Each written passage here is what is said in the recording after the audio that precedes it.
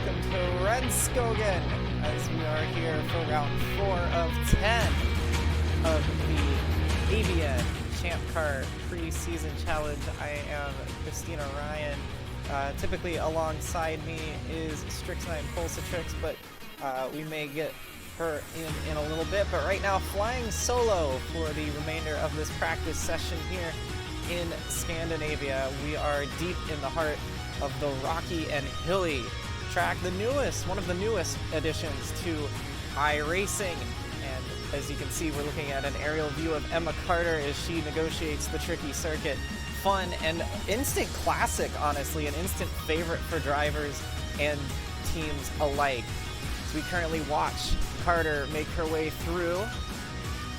Had a great night last night in Hyper Formula, found herself in victory lane by a full lap.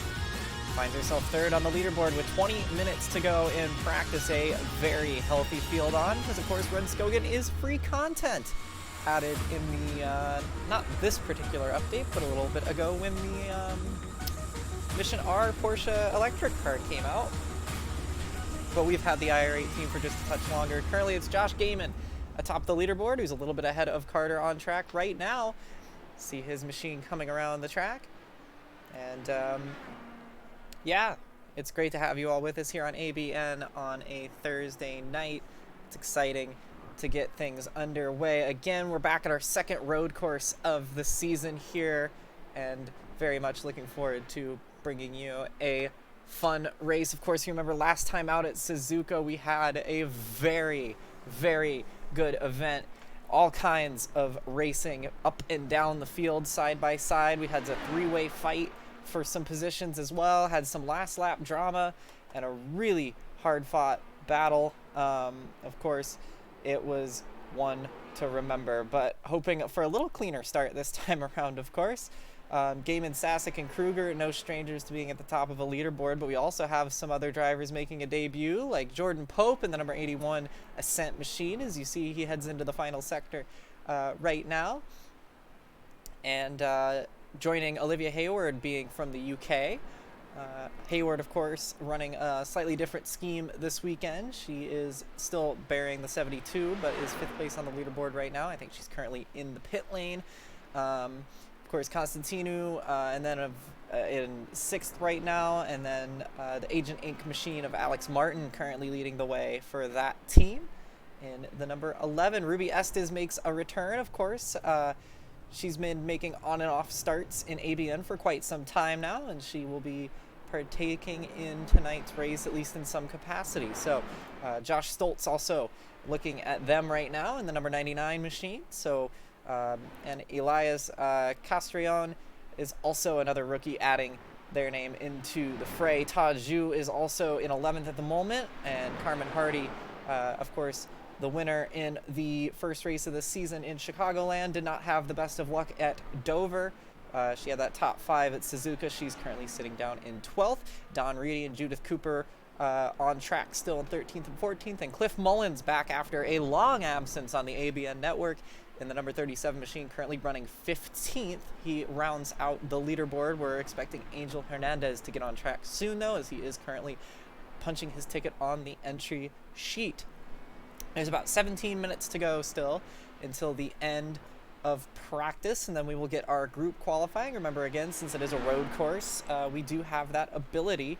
And yeah, we're looking at a pretty good race this afternoon. Of course, it's just about to be past 8:30 Eastern time. Of course, if you're not on the East Coast, about 5:30 West Coast time in America. So we will be getting towards qualifying around the 8:45 time. The other thing to note, due to a scheduling error, there is no pre-race meeting tonight. Whether that'll be a good thing or a bad thing is yet to be known, but that is the reality we are facing right this second. So should be fun to watch either way. Of course, we'll get a little bit more time to focus on the warm-up. But yeah. So you can hear these cars roar around this track. It's such a fun little circuit. We'll try and bring up the track map here if we can. right there. You can see it looks a bit like a test track almost. Reminds you of like, it reminds me for some reason of Complex String from the old Gran Turismo games with all these corners that look so carefully crafted and calculated, but a lot of switchback corners. It's such a small track too. A 1 minute 7 second lap is currently leading with Josh Gaiman's lap. Gaiman in the pit lane right now. We're currently looking at the rookie Elias Castrillon as he makes his way down that long hill. He's from California, the Ascent Racing team, and takes a big slide and goes around. I would like everyone to join the Discord for drivers meeting within the next 5 minutes, now, it seems like there is going to be an impromptu drivers meeting. After qualifying, before qualifying to get out of the way. Absolutely everyone has 5 minutes to get into the Discord server for drivers meeting. You can stay on track during that time period, but please join the Discord server so we can go over some things. Here, we'll take care of that. Sorry, Carmen, I hate to mute you, but having some of the issues with the crosstalk there. Still some growing pains, mostly with iRacing at this point, finally getting things pretty well under control with STK and with OBS. It's iRacing always finds a way to cause problems, it seems. But as Josh Stoltz comes down the front straightaway, let's see if we can ride on board and kind of have a look around this track from the driver's perspective. Let's actually go on with the helmet cam here for the other Ascent driver of Josh Stoltz from Wisconsin. Through turns 1 and 2 now, big long right-hander. Slowly opens up, and then this big hill, you see the rocks on the right-hand side. Very pretty, picturesque track. Then you're going on this heavy braking on the downhill. It starts to pick back up, so really high G-forces through this corner. Now you get into the S's section, which is a bit easy to lose the rear end of the car. It's very deceiving how much you can get away with, especially right here, off-camber left-hander, very long, dips up, then down. Then it scoops back again, so a little bit of extra G-force, then a short shoot down a hill into the right-handed hairpin. It's going to be a trouble corner for a lot of drivers. Think about Portimao Sector 2. It has that kind of feel to it. Then back up through this little short shoot here into a very tricky 90-degree corner. And then stick your way through there and then into the final couple corners and through this incredibly long right-hand corner that seems to go on forever, opening up on the last bit of this straightaway and into that left right. So this is going to take a lot of pain out of the left-hand tires tonight. Left front tire management is going to be key because of how they are going to be around the track. It's going to be fun to keep an eye on this though, because the track is so much fun and there is a little bit of opportunity for passing and switchbacks, so we'll have to see. So currently it's Gaiman, Sasic, and Kruger, followed by Hayward and Constantinu. That is the top 5. Again, this is final practice. Then we'll have a qualifying session, a small warm-up, and then the race itself. It's a pretty hefty race, I believe. I'm going to try to do this without checking my race notes. I think it's a 70-lap race this afternoon, so this evening rather, so it should be a fun one. Josh Stoltz getting up to speed. Right behind is, I believe, Olivia Hayward. It is, as she makes her way around that hairpin and into the short chute. You see she makes a pass right there, actually, as she's getting up to speed with this track as well. Definitely better on the road courses than the ovals, Hayward is. She is no stranger to a podium either. 2 second places in her Champ Car career, and we'll add another wreck avoidance as she narrowly gets around. I'm not sure who that was. I think that was Mullins. It was Cliff Mullins, the other rookie here, who has not been in an ABN broadcast in quite some time, since the very beginning actually, but finding themselves back in now. And down the front straightaway now we watch Emma Kruger, so we'll ride on board with her again here, and just sit back and listen here. Just take this in, because this track is so fun to watch. There she is. She's the green circle on the track map there. If you're confused on where she's at, we'll ride on board with the reigning ABN Champ Car Road Course champion.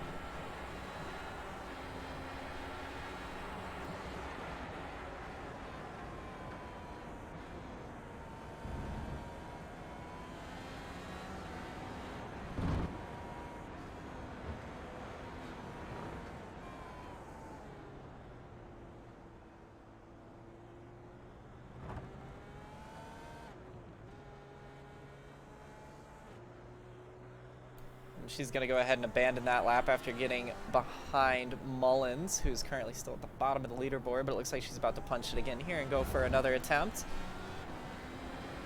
Not sure if she's doing quali runs at this point or not.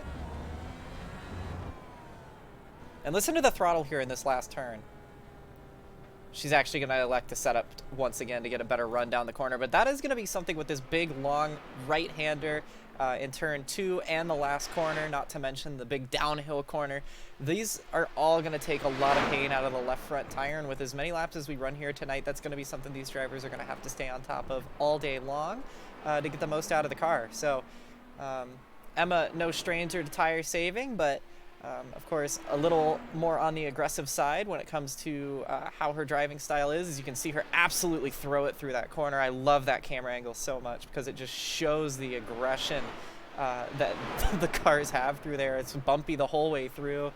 And everybody's on an even playing field. Again, this is a free content track, but it just came out, so everybody is learning this track. And of course, none of the drivers in this series from the Netherlands, or excuse me, not the Netherlands, or rather Scandinavia, as you see right there in the trouble corner, the hairpin, both Judith Cooper and Kruger getting caught out just a touch, but not being from Scandinavia, not probably familiar with this track up until it came out a few months ago. So great to see it make its ABN debut, as Kruger showing us why she's the road course champion there and giving some brilliant display of car control and a little bit of contact to the pit lane there. So lighting the tires up and running out of luck.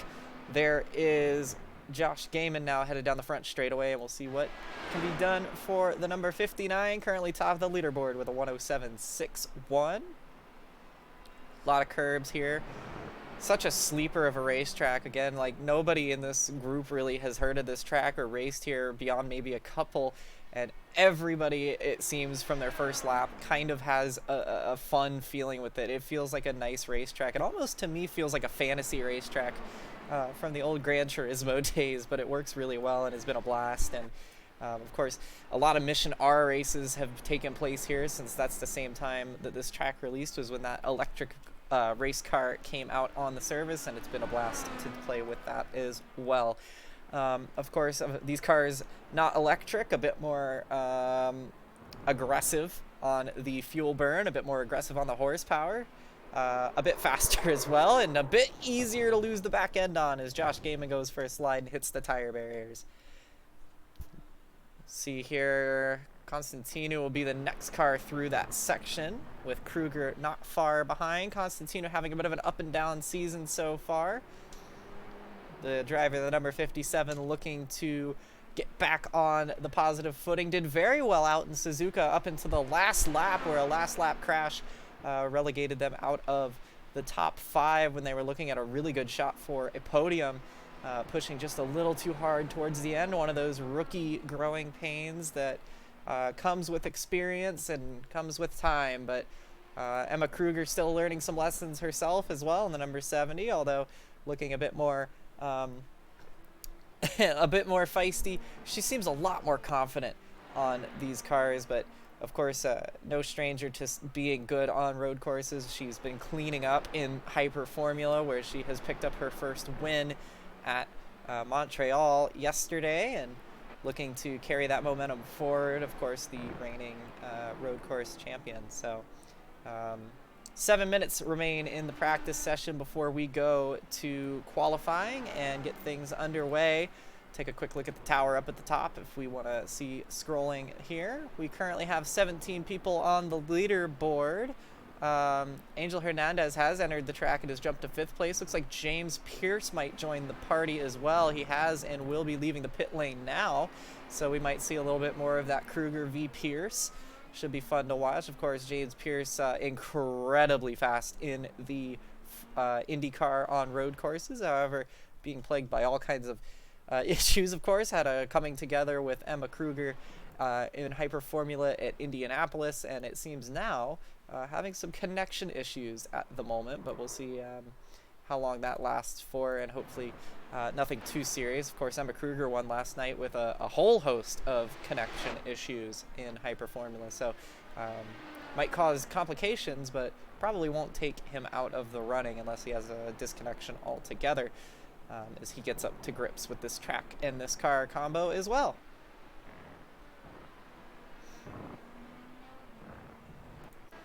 Here's Angel Hernandez now, the number 15 machine, that green and black race car becoming a bit of a staple of this season. He's been very, very feisty, very racy. He's put on a great show and has shown a whole host of talent. The Chicago, Illinois rookie making it happen here, of course, hopefully planning to take this momentum and carry it into the next full season of Champ Car, as many of these drivers are doing. It feels with all the new drivers that pop in from time to time, it's getting into that situation where people who are rookies at the beginning of the season don't really feel like rookies anymore, because there's always seemingly new drivers popping in for debut, and drivers like Hernandez and Constantine who find speed and start to really become mainstays in the top 10, the top 5, and we get a whole host of new drivers to learn about, and that's what's kind of fun about this series. You see Hernandez finishing a lap and then going into that off-track runoff. That Turn 1 runoff is probably going to be something we have a lot of attention to, as we're now on board with Josh Gaiman, who's going to slide and save that car as it unloads at the bottom of the hill. Good save there at the end of the first sector. Emma Kruger has overtaken Gaiman by 0.017. You see at the top of your screen there. So Gaiman looking to get that Stepping Stone Motorsports machine back atop the leaderboard. But he's only got 4 minutes to do it, and for what it's worth, it doesn't particularly matter right now. Again, it's practice still. We've got 4 minutes of that before qualifying begins, and then we have the quali session, and then a warm-up, and then the race. So it's still a little bit of time before the race itself begins. Frankie Francica is now adding their name to the leaderboard as well, so it looks like we could be on for an 18-car race this evening, which would be great, and a really good show for Rudskogen. Admittedly, just a fun track name to say is Rudskogen. So let's see.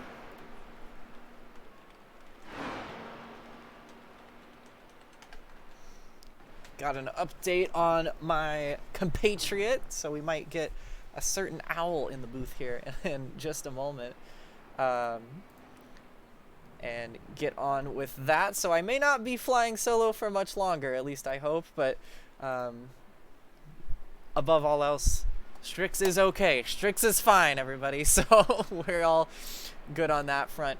And I just hope that she can get in here, if nothing else, to see what will be a probably really good battle between Kruger, Gaiman, assumingly Pierce, and Sasek, some of the fastest open wheelers in the group. So yeah, and I have confirmation Hoot will be here soon, so never fear if you are tired of my voice. We may be adding another one here very shortly, but for the balance of practice, ooh, see Cooper there. Ooh, trying to get out of the way. Just 2 minutes 53 left in practice before we get into the qualifying session. Give you a little bit of an update on what we're looking at right now with some of the race info. This is Rudskogen Motorsenter. Of course, it is in Norway, the first of its kind in iRacing. The Scandinavian Classic, apparently. Just under 2 miles. It is a nice and cool 67 degrees. It's actually quite cool for ABN Champ Car standards. So quite low there. Humidity not too bad either. No chance of rain or snow because we are in Norway. But we do have a bit of wind, which may play a factor, but with all those rocks in the way and trees, we may not have it as heavy in some areas as we would in others, especially with the dips and whatnot. So some corners will be more of an issue than others with that. It is the coldest race of the season, and that has been confirmed now by Carmen in the booth, or not in the booth rather, but in the data center. And it makes sense. You're in Scandinavia. It is winter time. It is the winter off season. So yeah, the Grand Prix of Rakkestad will be a cold one. But with that being said, we do have a hot race on hand for tonight with 18 cars ready to take to qualifying, which is only moments away now, about 80 seconds, and we'll get to see who sits on pole. Gaiman just jumped Kruger at the tail end of practice. to go fastest. So at the end of the night here, at the end of the first session, it is going to be Gaiman who sits above Emma Kruger, but not by a lot. It's only 3/10, which granted, as close as they were earlier, that is a fairly large number, but hey, Gaiman strikes first, takes back what he has had for the majority of the first session tonight. 40 seconds left before practice. We'll take that ticker away.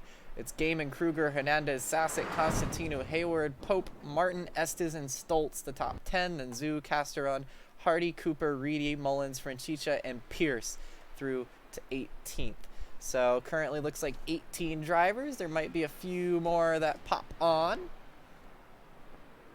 But with that being said, we are about to get ready for qualifying and get things underway here in Rudskogen. And this is where the fun can really start to begin as we get towards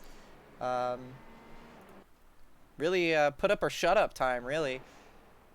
It'll be fun to see what we get in store. It'll be fun to see who's the first on track as well. That's always a bit of a racer rite of passage that we seem to have. So as they make their way around one of the newest editions, we'll see who is going to be on top for qualifying.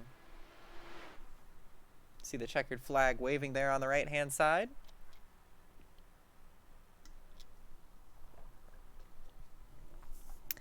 And the track has officially reset. We'll see who the first car on track is, but so far nobody electing to do so. Ruby Estes looks like she will be the first one out on track. Angel Hernandez warming the tires there in the background. A few more drivers entering. Judith Cooper pops out. Jordan Pope out. Hayward, Kruger all out. But Estes, the first one out of the pit lane and on the track. So things now begin to pop off just a little bit. And here's the track map. You can see them all entering. The car with the green circle on their, the green stroke on their circle is the one we're currently looking at of Estes. So the number 20 machine from Kentucky, the XTRS racing car.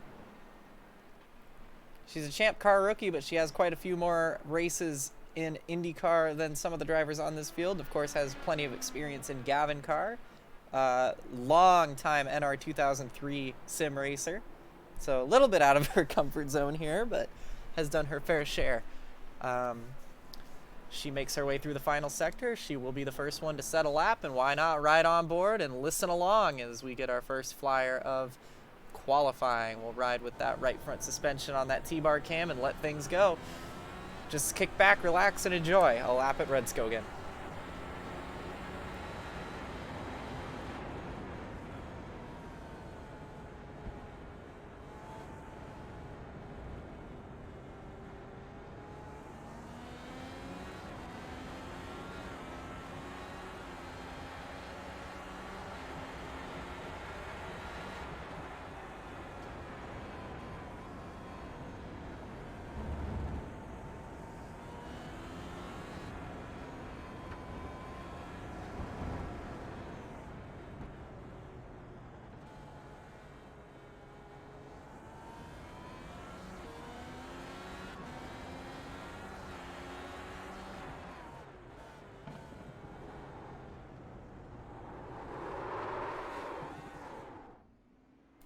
And Ruby is going to lose the back end there a bit earlier than she would have liked, of course. Not able to complete that first lap. It's going to be Angel Hernandez now. That will be the first one to set a lap, assuming he did not get any X's to invalidate that lap time. And as he comes around the front straightaway here, we'll pull up our tower and show you what we're working with. It's a 30-minute qualifying session. Hernandez is the first one to strike with a 107.7. Really not bad at all.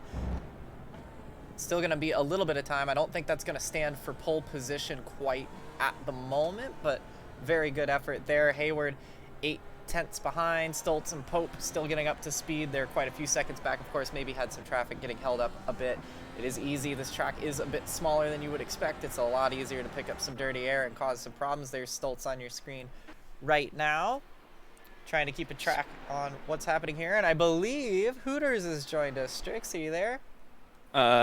speaking of getting lost, I didn't lose my back end, thankfully, but you know those shipping containers that Carmen puts me in to save money on shipping when we go to these tracks? Yeah, did you get shipped to the wrong place? No, I fell out of the plane. Oh. But hey, good thing you're an managed owl, right? to find you my way flap here. your way over and Yeah, just flab my way over. Hi, my name is Strix Pulsatrix. I should have been here a bit ago, but you're here now. That's what matters. Logistical nightmare, let's say. But I made my way back here. We weren't supposed to tell everybody about Carmen sending us in shipping containers. Hey, it's an open secret. It's a workers' right violation. No, it's not. It's you gotta put your wildlife in a container, and that is what they are following the rules. Carmen is following the rules and is also very cost effective. If you have any financial woes of your own, perhaps you could. Anyways, cost effective, but time is money, and I did practice by myself. No, I'm just kidding. It's great to have you here. Glad you're here because it looks like we're in for a pretty good event so far. James Pierce just jumped to second place. Angel Hernandez striking early. I still don't feel like that's going to be a time that will remain as the fastest one of the session, but striking while the iron's hot and putting themselves in 15th. But it was actually it was not him, but it was Josh Game in the 59 that took the top spot in practice, but only by a little bit because Kruger almost had it. Stole it right in the last dying minutes and took it by 3/10 over Kruger after they swapped back and forth for a bit. Kruger right behind Josh Stoltz right now and trying to complete a lap. She's got one down already. She is 1.5 seconds behind Hernandez this time by. Probably not going to be much. Oh, it was actually quite a bit faster despite being impeded a bit by Stoltz in the last sector. 2/10, and now Hayward now goes fastest with a 1:07.62. So, Hoot, I think you joined at a good time. It seems like it, yeah, and I love to see Josh Gaiman here today. Missed the first handful of races, but here at, I believe this is Rudskogen, correct? Mm-hmm. So this is going to be a very, very fun race to watch because Josh Gaiman, of course, is a friend of mine. But he is also ridiculously fast, currently working as a coach with Stepping Stone Motorsports and driving the 59 Dallara, so that'll be interesting to see where they pop out after qualifying, and certainly during the races we take a look at Carmen Hardy here, the most cost-effective broadcasting boss leader. Glorious leader. But you know, what has a great mind for logistics, but let's see how she does here at Rudskogen at the Rakkestad GP, heading around the corner, seeming to be handling the car pretty safely, pretty nicely, nothing too huge here. Probably, maybe might be backing off a little bit. I'm not sure. I'm not sure. I think probably backing up the corner a bit because this is a big, long, windy corner. Carmen obviously probably not, she's not as confident on the road courses as she is on the ovals, but she looks very in control of her car. She jumps up to 10th place. James Pierce just behind now jumps up to 3rd as he finishes his lap. And Hernandez now going to go for another attempt at it. Has fallen to 2nd as Hayward has jumped him. So he's going to go at it again. He was the first one to set a lap time, so he struck 1st and stayed up there for quite some time and still has the 2nd fastest lap. So, yeah, Hardy not doing too bad. Of course, has that 5th place from Suzuka, won the opening round, and then got wiped out early by some Netco. Ooh, that one's not going to be the one for Hernandez. A little too deep at the end of the hill. But Hardy coming off of a DNF early at Dover, looking much more in control of her car here, and looking like she might be on for a good run tonight. Probably a good threat for a top 10. Yeah, we're seeing quite a few. We're seeing a little bit of a skill gap, a little bit of a margin here, about 3.5 seconds separating the grid. And as you mentioned, you know, Carmen Hardy certainly feels a little bit uncomfortable in the car on these road courses, and it seems like she's not the only one. As we take a look at Josh Gaiman in the 59 Dallara from Stepping Stone in Esports. Or Motorsports, rather. Mm-hmm. Also from Pennsylvania.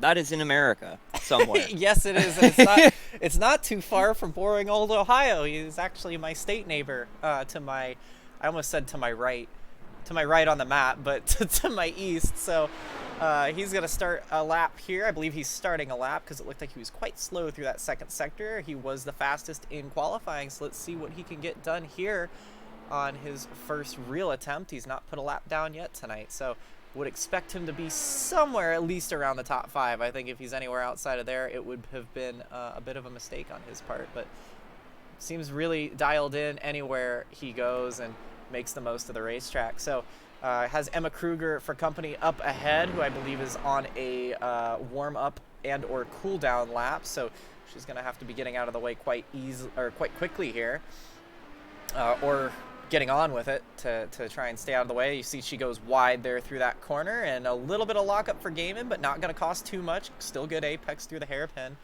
Coming back up into the 90-degree corner, that'll shoot you into that wannabe Shanghai turn 1. And here he comes through the last corner and onto the front straightaway now. We'll see what the number 59 can do. It was first in practice, and so far P2 by 4 hundredths in quali, but still 2/3 of it to go. Yeah, still quite a lot of time left. 20 minutes left in qualifying. Joshua Gaiman, I know there's more pace in it, and I guarantee you that Josh also knows that as well, as we take a look at the number 70 of Emma Kruger from Belgium for the Gearcats team. She was the 2022 ABN Road Course Trophy winner, so she is very familiar with these road courses. And these cars here as well, they love to hug the roads.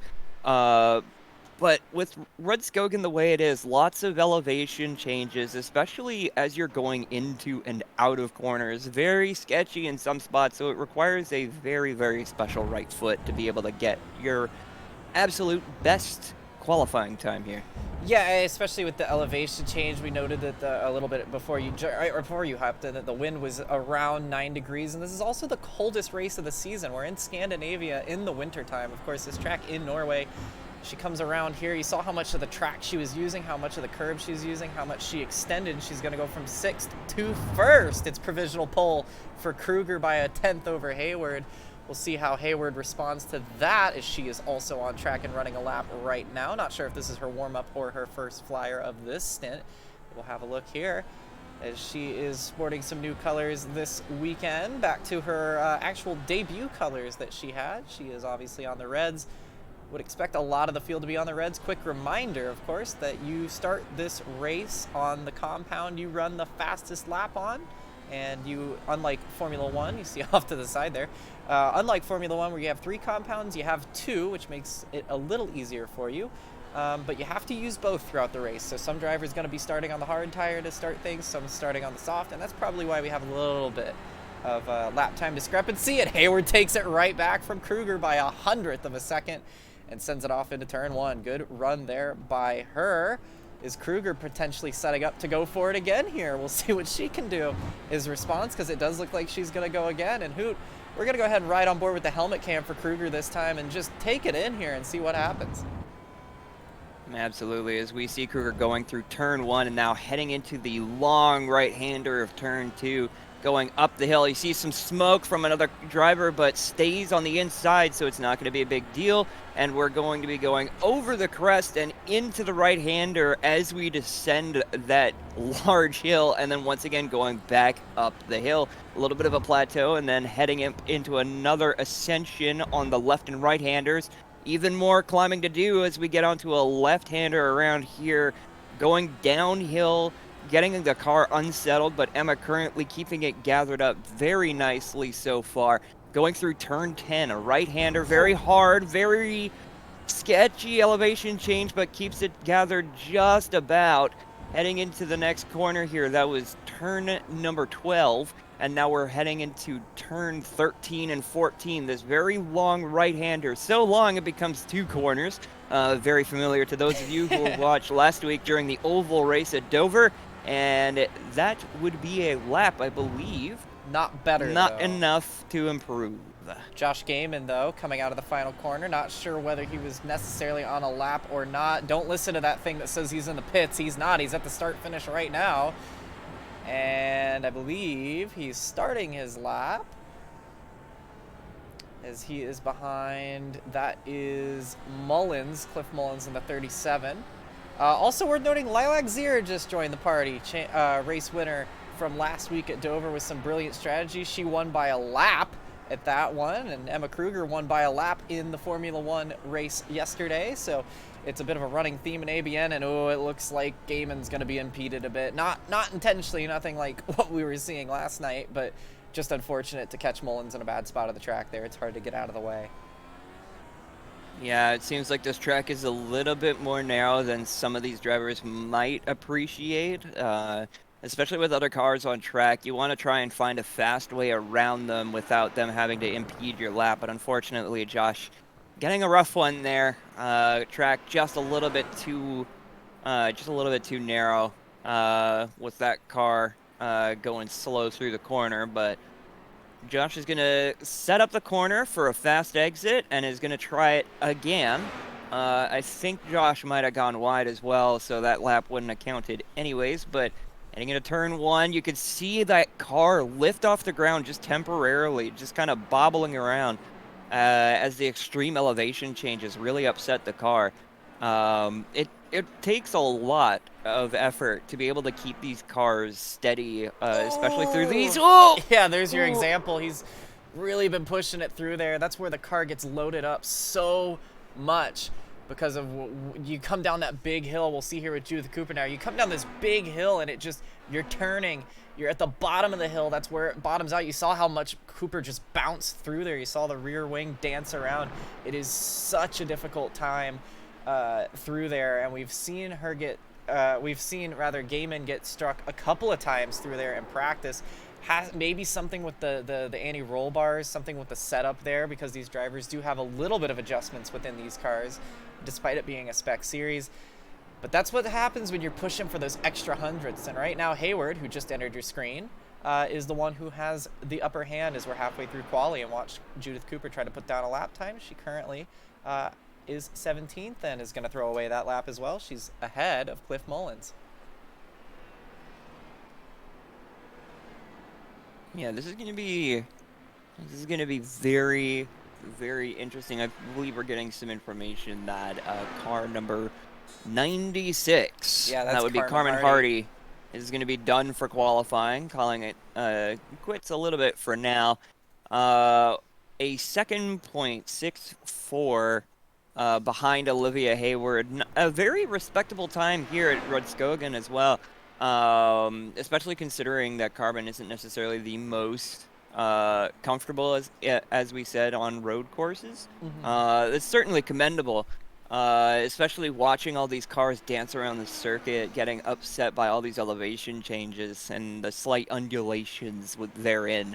So it's yeah. As far as Pope jumps up to 9th there, as much as it is good on the time chart, this does present her with an interesting situation, because we're looking at 18 cars, 19 once Lilac Zier puts down a time.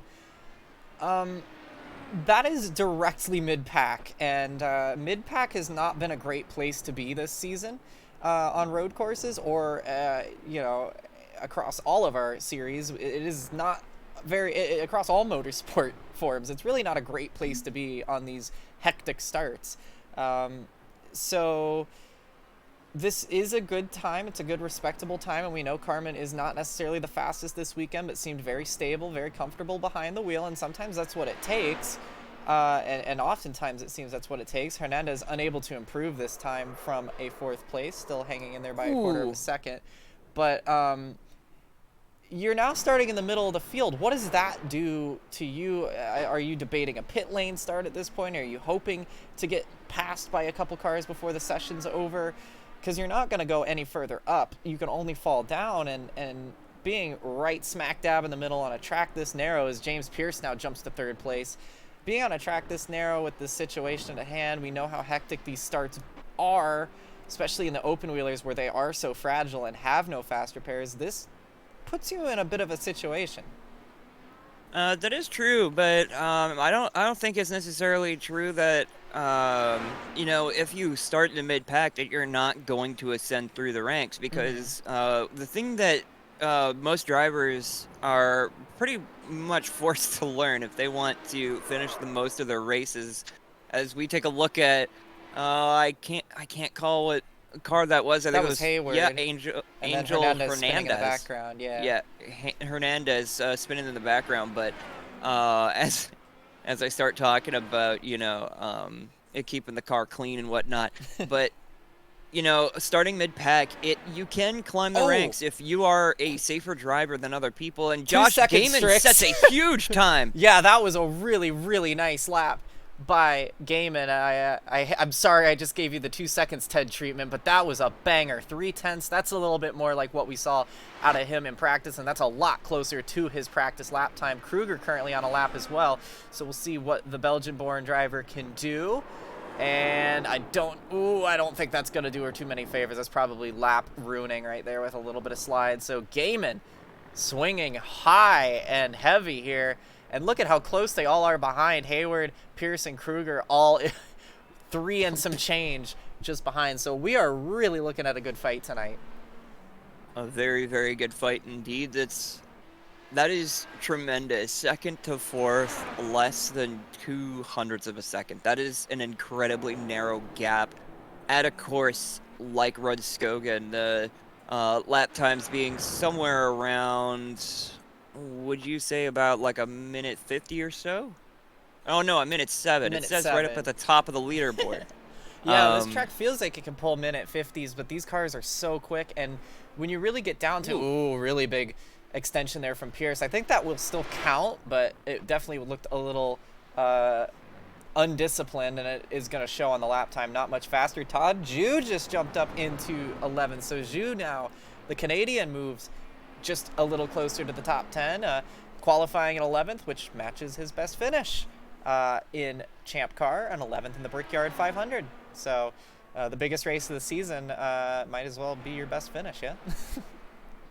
Fair enough. And getting back to what I was saying before, though, about starting mid-pack, it is possible to climb the ranks and finish better than where you started in the mid-pack, even on a track like Rudskogen, as we see Olivia Hayward locking up the brakes and unfortunately going very slow. But there is a way to do that, and that's primarily just to keep your car clean and safe. I've been trying to learn this as a race driver about 7 years after actually picking up a wheel and whatnot, but I've noticed that in the race you can't exactly go as fast as you want to because your qualifying lap, maybe it was really quick and maybe you were consistently quick, but around other drivers who are quicker at different parts of the circuit, perhaps somebody else is faster in sector 1 or you're faster in sector 2, you do have to drive a little bit differently. You have to drive basically treating these cars as moving clipping points, as like moving barricades that you have to get around. And real quick, just saw Emma Kruger on her lap spinning in the background there of Hayward's shot in the hairpin, just to note there. So she's gonna have to, and that looked pretty significant, so she's gonna have to reset and go again altogether. Just wanted to point that out. So that's gonna put her on the back foot a bit here. But yeah, I agree, as you were saying, with needing to treat these cars really different. But that's definitely the stress in itself, though, isn't it? Is that starting in the mid-pack, you really do open yourself up to, you can do everything, right, and still get clobbered. Yeah, that is also true. A part of driving is, well, a lot about driving, especially driving at a pace like this around other drivers, is it's a lot of luck, and you can kind of manufacture your own luck by gathering some skill, not only just like being able to muscle the car around the track consistently at a fast rate, but also learning that every car you're driving around has that risk. It has that risk factor. It's an unknown variable, and anything can really happen in front of you, behind you, beside you, and all that other stuff.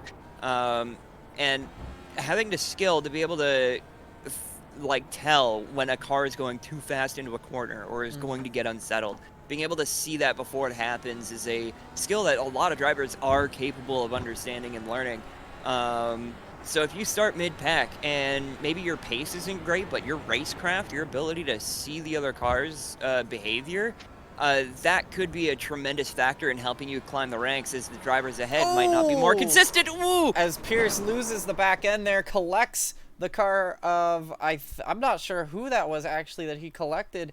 I believe that was one of our rookies, had just wound up on the hard tire. I think it might have been, I don't think it was quite Pope. I think it was Pope's teammate. It wasn't Sasek, or it might have been Sasek actually. I think it might have been. I think it was. Yeah, because he's just coming out of the pits now. Because it was one of the Ascent cars who just reset. Yeah, it lit up the rears on the hard tire and slid into poor bystander there. Yeah. That is so unfortunate for Pierce, because he just spent so long warming those tires up and now throws it all away in the first corner. And that shows how different that those hards are too. And you see even the softs struggling as Hayward goes around. So I wonder, this is a situation, this is the coldest track temps of the year. This is the coldest temps in general of the year. We'll pull that up here very briefly on that right-hand side. It's 64 Fahrenheit. It's 68 Fahrenheit on the track. Jeez. That is very cold, to the point that these frigid. Firestones might not be firing up enough. Which, yeah, I know. We complain, we moan all year long about how these tires overheat and how these tires get too hot, and that still happens. But they might not be heating up enough at this point. It's just a theory, though, so we'll have to see. Emma Kruger wondering whether she was blinking or not. I don't think I've seen her blink yet tonight, but I think Pierce is the only one we've been seeing some blinking out of beyond an occasional one. But yeah, and that was a trend from last week as well. I think it was James Pierce that was blinking throughout Dover, which is very terrifying at that kind of track. Yeah, we saw Emma Kruger last night blinking through on her way to win the race at Montreal, but see Todd Zhu moving over for Pierce and getting word from hey, they are not underheating too much. It seems like maybe just a little bit of ambition over adhesion for the drivers on track right now. We'll see what Pierce can do this time as he gets it lit up and still committed to that harder tire, the prime tire, and makes his way through turn one and spins it again. Same thing. There's got to be an undulation in that part of the circuit, somewhere in the exit of turn two, where the course just kind of dips a little bit, or maybe it rises up a little bit and then gets the car light on the top of a crest. That's what it seems like. You can look at the course and like even just the white line on the outer and inner edge of the course and see how the track moves. But yeah, it seems like turn two is going to be a big issue for a lot of these drivers as the car gets loose over whatever elevation change is going on there. As we take a look at Olivia Hayward taking it slow for now.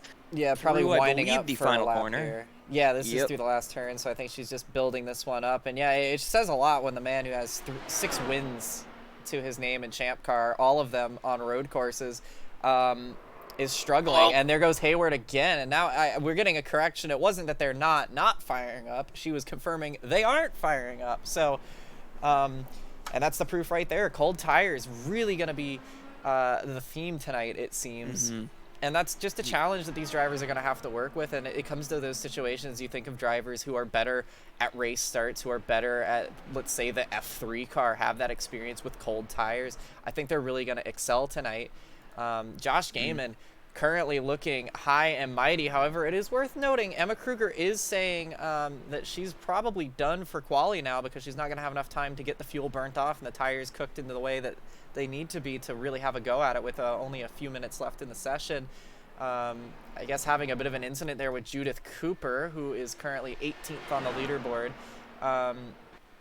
Yeah, Josh Gaiman probably not in too much danger, but it is worth noting that in practice it was Kruger who led up until the last few minutes, where Gaiman took the lead at the very last second, but Gaiman did lead for the majority of that session as well. So Josh Gaiman looking the class of the field. Hayward, Pierce, and Kruger looking like potential, really serious potential for podiums, which is no surprise to anybody.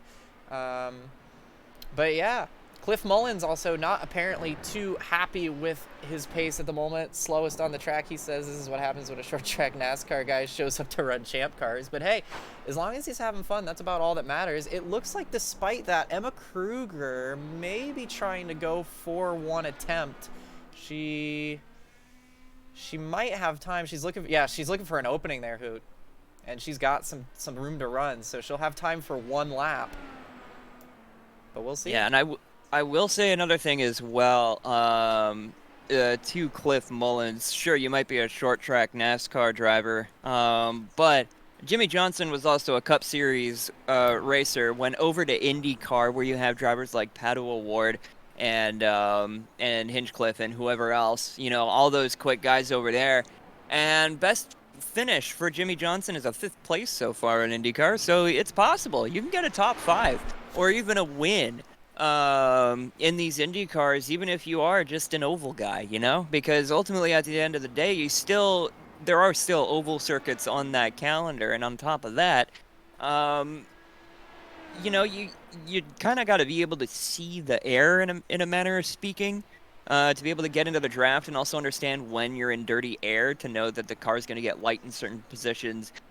And on top of that, you're going to be able to, you know, you have the experience of driving a car fast, and that can apply very well to pretty much any car.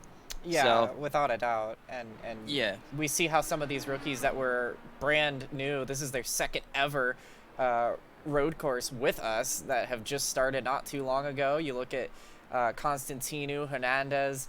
Of course, maybe they have experience in other places, but this is their first couple of races with us, already jumping into the top 10. So you can get up to speed pretty quick here.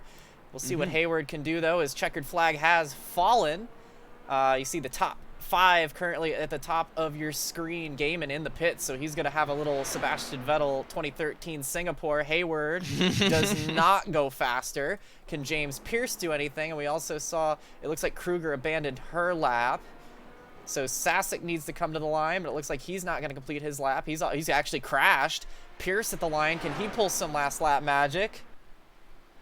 Waiting for scoring. It doesn't look like he will. I believe the track might be evolving here. Jordan Pope in his first ever start in Champ Car tonight. Currently sitting 9th. Very respectable from the Ascent Racing Team rookie. He's going to come around. He is going to abandon his lap. Todd Zhu abandons his lap. What does Lilac Zier have sitting underneath? We also have Constantino coming around through the final corner. They're going to go ahead and continue. The Romanian driver across the line up to 5th gear, 7th place currently. Can they jump any higher? Does not look like it. I don't think anybody's going to go faster. Zier at the line, though, entered late through quali. Is there anything more for last race winner? No. 14th. Nobody can improve on their times at the end of the session. It just isn't in the racetrack right now. But this is how they're going to look through qualifying. I don't think that James Pierce got around in time to do another lap, but I think he may be doing it anyway. But let's see. I think he has taken the flag, and he has. So that is the end of the session now, and we end ourselves up now with a warm-up. Or actually, I think it might just be the race. Do we not have the warm-up? See here, it might be gridding time, actually. So I may have lied to us all. I'm sorry. It does look like we're about to go racing. So with that being said, let's take a look at the starting grid. It's Gaiman and Hayward out front on the front row. Gaiman with a great pole position by 3/10. Then it's Pierce and Kruger, Sasek, Hernandez, Constantino, Franchicha, Pope, Estes, Zhu, and Hardy falls to 12th position.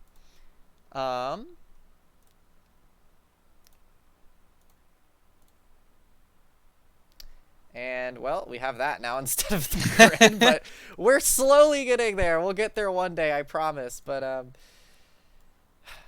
beyond that, it is Martin, Zier, Stoltz, Castrillon, Reedy, Cooper, and Mullins to round out the grid here. We'll see if we can pull it up this time. But there we go. We're going to very quickly scroll through that and give you the bottom and the top. So 19 cars ready to go on to the grid, and we'll get things underway. Hoot, I'm excited. How are you? This is going to be I'm a pretty good one. excited. Yeah, this is going to be a great one. I noticed as well, Ruby Estes in P10. I had mentioned that at all. She kind of slipped under the radar, but Ruby Estes is actually a friend of mine, so it's really cool. Likewise. So yeah, we'll see what she's got tonight. Of course, this is not her very first start. She makes occasional starts at ABN. Looking to have a good running tonight. Has plenty of experience in these cars from Gavin Carr. Gaiman, Hayward, Pierce, Kruger, and Sasek will lead us down. We are moments away from the start of the Rakkestad Grand Prix here in Rudskogen. Turn up the volume and enjoy. Here we go. The lights are about to go on and we'll be underway. Green flag, green flag. There it is, lights out, we're off and away. A little bit of stutter in the backfield right now, but a great start by Gaiman and Hayward. Side by side as they go off into turn one. A good start there by Pierce as well. Do they get cleanly through in the back? Oh, not quite. Ooh. That's the 81 of Pope off the track. A little bit of contact. They all keep it rolling, it would appear. Stoltz makes a pit lane start, but other than that, it looks like everybody's through, but there's trouble. Kruger and Pierce again have come together. Gaiman to the lead with Hayward in second, Constantino to third, but it looks like it's a melee in the back, Hoot. Yeah, this looks a little bit crazy as we get a yellow flag out now. Yeah, safety car deployed. Yeah, that's a pretty significant incident to have a wreck there at the top of a crest. It's very hard to see the cars at the top there. Very, very scary spot to wreck, and yeah, that brings out the yellow flag. So we'll be running around the track a little bit slowly, and some of these drivers might not like that the tire's going to get cold again. Yeah, that's going to be critical, but I think the more critical thing here is that everybody is still rolling and the damage doesn't look too bad. What I have to wonder is, was this contact between Pierce and Kruger again, or was this a situation where they both made a mistake? Let's try and take a look at it here. It feels like this might be related. Oh, yeah, definitely. Oh, did Pierce lose it again out of turn two? We saw that in qualifying.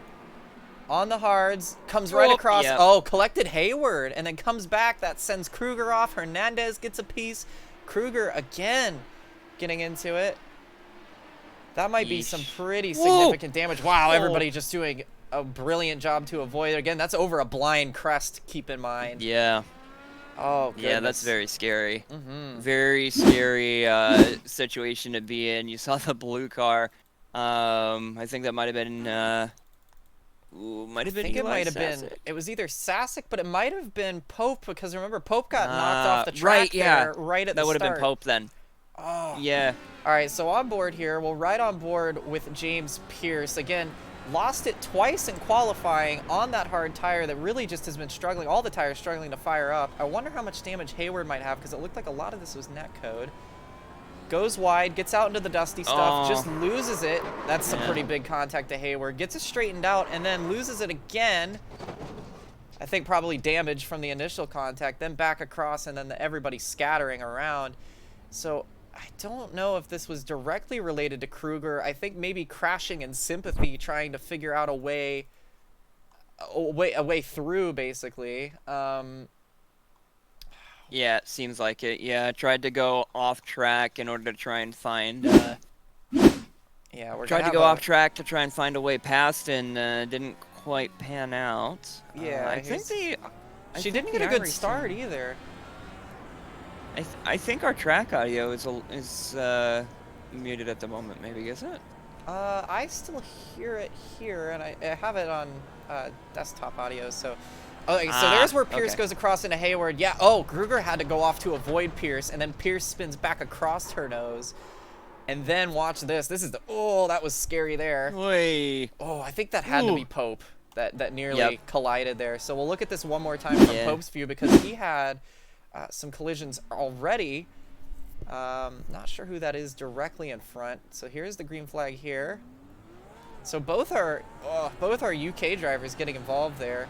And I think Ohe might be out, because that is... Oh. Whoa. So that's... Oh, good save by Pope there, actually. But I think this is where the doinking is, right there. Yeah. Then back cold up through tires. the gears. Yeah, cold tires for sure. So looks like some suspension damage here. And now look at how blind this is. You really can't see that. Oh. That has to be incredibly scary, especially understanding that those tires are so cold and so slippery, having to make such extreme adjustments in the wheel. That is with damage. That has got to be terrifying. On board with Olivia Hayward now, who may have some suspension damage as well. Not happy at all in the chat. I mean, admittedly, can't blame her. And it looks like we're not even one to go yet, so I think we might actually go back one more time and take a look at this as this all kind of unravels. Obviously, she's made a pit stop. We'll look at this from her grid perspective here. She had a really nice start, too. So this is her helmet camera. Got a good start. Really good on that second phase. Much better than Gaiman through the second phase of the start. Leaving plenty of room here. You're going to see Pierce come into the screen a little wide. Clean here, clean here. Pierce is going to go off the track. Now, this is on the dusty stuff, comes right across into her and kind of gets coated through it, but I think there was damage still. And then you can see it all unfold behind her. Now, I want to ride on board one more time with Jordan Pope. Yeah, right there. That really, we'll go on board one more time through that helmet camera, because this one really illustrates how blind you are from that. And Ohei confirming, yeah, there was a wing replaced, but from P2, and it is so unlike, it is so unlike James Pierce to see mistakes like this, especially one after the next in the same spot. He usually learns once, so really unfortunate to see that happen. And take out a lot of good race cars, but it does set us up with a really good recovery drive story. Oh my goodness, yeah. Nowhere. Really good heads-up driving from Jordan Pope there. That probably kept his race alive. Hayward back into the pit lane now, perhaps to top off. I think that's also Kruger ahead. Lilac Zier in the pit lane. I wonder if she had an incident here, as we're going to pop back up and see. We now get the one to go, so we'll take a quick look back and see. Maybe it was her that had that collision. I'm not sure. James Pierce back out on track now as well. But was in the pit lane. So Zier with a neat start. Gains a spot or two off the jump. Gets a good launch here. She crashed in reaction there. She did the same thing that Pope did, but went the wrong direction. So she's probably going to be severely hindered on this one, if not out of the race. Yeah.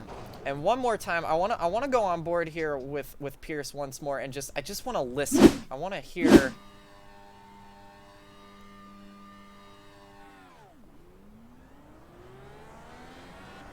Good start. Probably the best start of the three, honestly. A little bit of slipstream from Gaiman. Takes advantage to get up on the inside. Now listen here.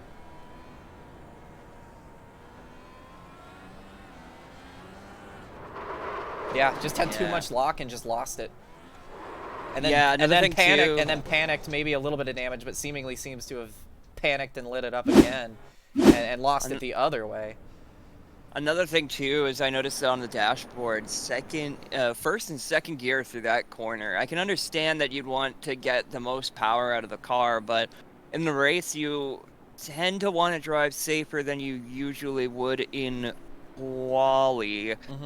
And getting as much power as you can out of the turn 1 and turn 2 by staying in first and second gear, I almost feel like that's too low a gear. You probably almost want second or third coming out of there. But at a driver at his pedigree, you could dismiss that. That's something you would expect him to be able to handle too, but it seems just like a very off night for Pierce, as he's still in the pit lane and might be out of this race from lap 1. So yeah, and some big shakeups as well in in the grid because of that. Fourth, Carmen Hardy. You got Ruby Estes in 5th, and shout out to Todd Zhu.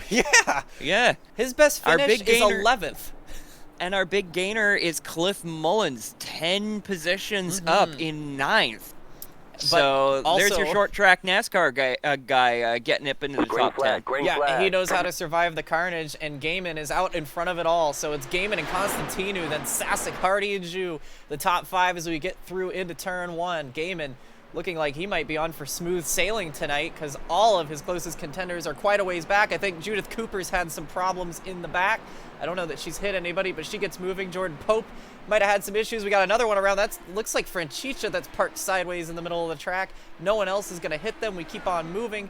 Kruger getting around a couple cars here, and looks like she's getting around the 13 as he's slowed down a bit. I think letting drivers by. But right now, Constantino's actually taking the lead from Gaiman. And Gaiman trying to take it back now and will do so. Yeah, Gaiman might have had a bit of a bad entry into a corner. Constantino taking advantage of it, and now same thing again. You see that big tire lock, and that's going to open the door for Constantino. Not going to be enough for Bianca to get in, though. I think Constantino lit it up again here, so I think or has lit up the tires rather better than Gaiman. So. Yeah. Or Chris Constantino. That's my bad. Yeah, Constantino now going for the lead again on Gaiman. I think those tires have lit up very nicely for the 57 and off and into the lead. Second road course race. Remember the disappointment on the last lap at Suzuka, how fast that car had been, how fast they were. Not able to carry it much further than that. Looking for redemption tonight could be, and it looks like Pope has crashed again now in the 81 and looking very out of place there and with a missing wing now. And it looks like there was some netcode contact because we're getting word that that Pierce lost it on a bump, and that's why it lit up. So that same bump from qualifying again 3 times now in that session, and apparently got lag rammed from Angel Hernandez. So which would make sense considering everybody kind of blipping through each other. So, but it does look like Pierce is out of the race. So another premature exit for Pierce, and Hernandez back up into 8th. So it's interesting, though, to see Constantino out front. Not that it's surprising, but did not have a lot of pace over Gaiman. Gaiman unable to fire those tires up early on, maybe saving a little bit. No, I don't know that it's saving. I think just really struggling with the tire temps. We spent several laps behind that pace car, and looks like a slowdown as well for good measure. So that's going to put Eli Sasek into second. So it's all getting away from Gaiman just a little bit.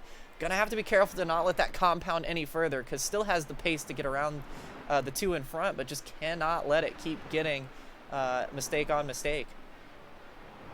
Yeah, Josh Gaiman is definitely a very fast driver, but unfortunately, Rudskogen, a very difficult course to manage, and taking a little bit of liberty with the track limits, but a little bit too much liberty, and being forced to slow down and give up another position. Now sitting 3.5 seconds back on Constantino, just about 2 seconds behind Eli Sasek, who now sits in second place as a rookie this season. Very good results here as we see Constantino taking care of some lap traffic. I believe that is Martin, Alex Martin out there. Yeah, the lone Agent Inc. car tonight. Overton not racing alongside this afternoon, and a little bit of a lockup there, just trying to get out of the way. A very smart decision to stop on the inside of the track as well, because had Martin shot out back onto the track, could have caused an incident, could have caused a checkup, but very heads-up thinking from Alex Martin there to try and stay out of the way. Yeah, the Joplin, Missouri native with a personal best of 10th at Suzuka.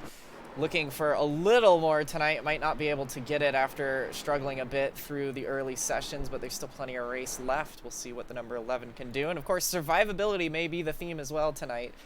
So we'll see how that goes. But Constantino, out of nowhere, not nowhere, but outside the top 5, currently leading this thing, and a great run from the Romanian driver. And now negotiating Jordan Pope, who looks like, yes, has pit for a new front wing and is back out on track in the number 81 car. Probably shouldn't make things too hard for Eli Sasek, their teammate. Didn't make things too hard for Constantino either. And Sasek making their way now into the first couple of corners. And you can see Constantino's purple machine up ahead. Heading over the crest between turn 2 and turn 3. And then this corner here, turn 3, is terrifying. You see those cars coming down a steep decline, and then all of a sudden the ground flattens out and then starts climbing again. That is a lot of speed and a lot of G's to be carrying into that corner, and that's a lot of load on the tires being adjusted over that corner. And it's a sort of weird right-hander where it's kind of a decreasing radius sort of thing where there's a little bit of a kink and it kind of keeps rolling off towards the right-hand side, and then it gets much sharper towards the end of it. So a very late apex for that corner, but through that elevation change, and that's the key word here, elevation changes. Yeah, we're seeing a good battle here between Kruger and Stultz. They've swapped positions a couple times here. I just wanted to mention that real quick because Kruger is making her way back up through the field. So this might not be over yet, especially with Gaiman having some issues early on. This might not be over. And also, we got a nice little battle once again forming here. We got Carmen Hardy, Ruby Estes, and that is Angel Hernandez all fighting now over the 5th position, still side by side and coming into that corner that you were just talking about, Strix. Yeah, Ruby Estes coming over from doing a little bit of iRacing, but has been sim racing since about NR 2003, I believe. So Ruby isn't necessarily unfamiliar with this with the sim, but it's also very awesome to see them running and defending positions, attacking, and all that as they fight for 5th with. I believe that was Carmen Hardy behind, but it's currently 7 positions back now, getting the worst of the situation and slipping back quite a bit. But SS is also coming up on Todd Zhu in 3rd, who has gained 7 positions since the beginning of this race, so another big winner here right now. Yeah, Todd Zhu had been away for a while, ran some of the early Champ Car races as we see Kruger about to get around Carmen, and I imagine Carmen won't make this too terribly difficult for her as she goes on her charge up through the field, continuing now. She's back up to 7th and looking like a real shot for the podium. But Todd Zhu stepped away for a bit, came back, you know, has that best finish of 11th, currently sitting in 4th, or I believe 10th rather. Sitting in 4th right now, doing an excellent job. I mean, wasn't the fastest tonight by any stretch of the imagination, but is taking great advantage of an opportunity that is plopped right in his lap. And the Canadian driver doing your country proud, Strix, sitting in the top 5 right now and hanging on nicely. 7 positions up still with the way things have started to shuffle around since we've gone back to green. Still the biggest gainer along with Don Reedy, which it must be noted is up in the top 10 in the 62 as well. So he's doing a great job as they negotiate the 11 of Alex Martin. Yeah, Todd Zhu is probably going to be thinking about practicing his, post-race interviews and be like, "Oh, sorry for the end of the track 13. I blocked you there. Didn't mean that, bod." But I don't think any race car driver apologizes. But yeah, that's wishful thinking, even for Canadians. But a little bit of a checkup. Emma Kruger going to have to get off the throttle quite heavily, heading into out of turn 1, but keeping everything safe. And safe is another thing too, is that like the reason why Todd Zhu is where he is right now, 7 positions ahead of where he qualified, is because, like I said, you can start mid-pack, and as long as you keep the car safe, you can keep gathering positions, and that's all that's been happening right now. Is a lot of drivers, they might not be the quickest on the track, but they're up in the top of the field because they're driving safely. And as soon as you get into this draft as well, you can hang behind these cars for quite a lot longer than you would expect and gain more pace than you would think.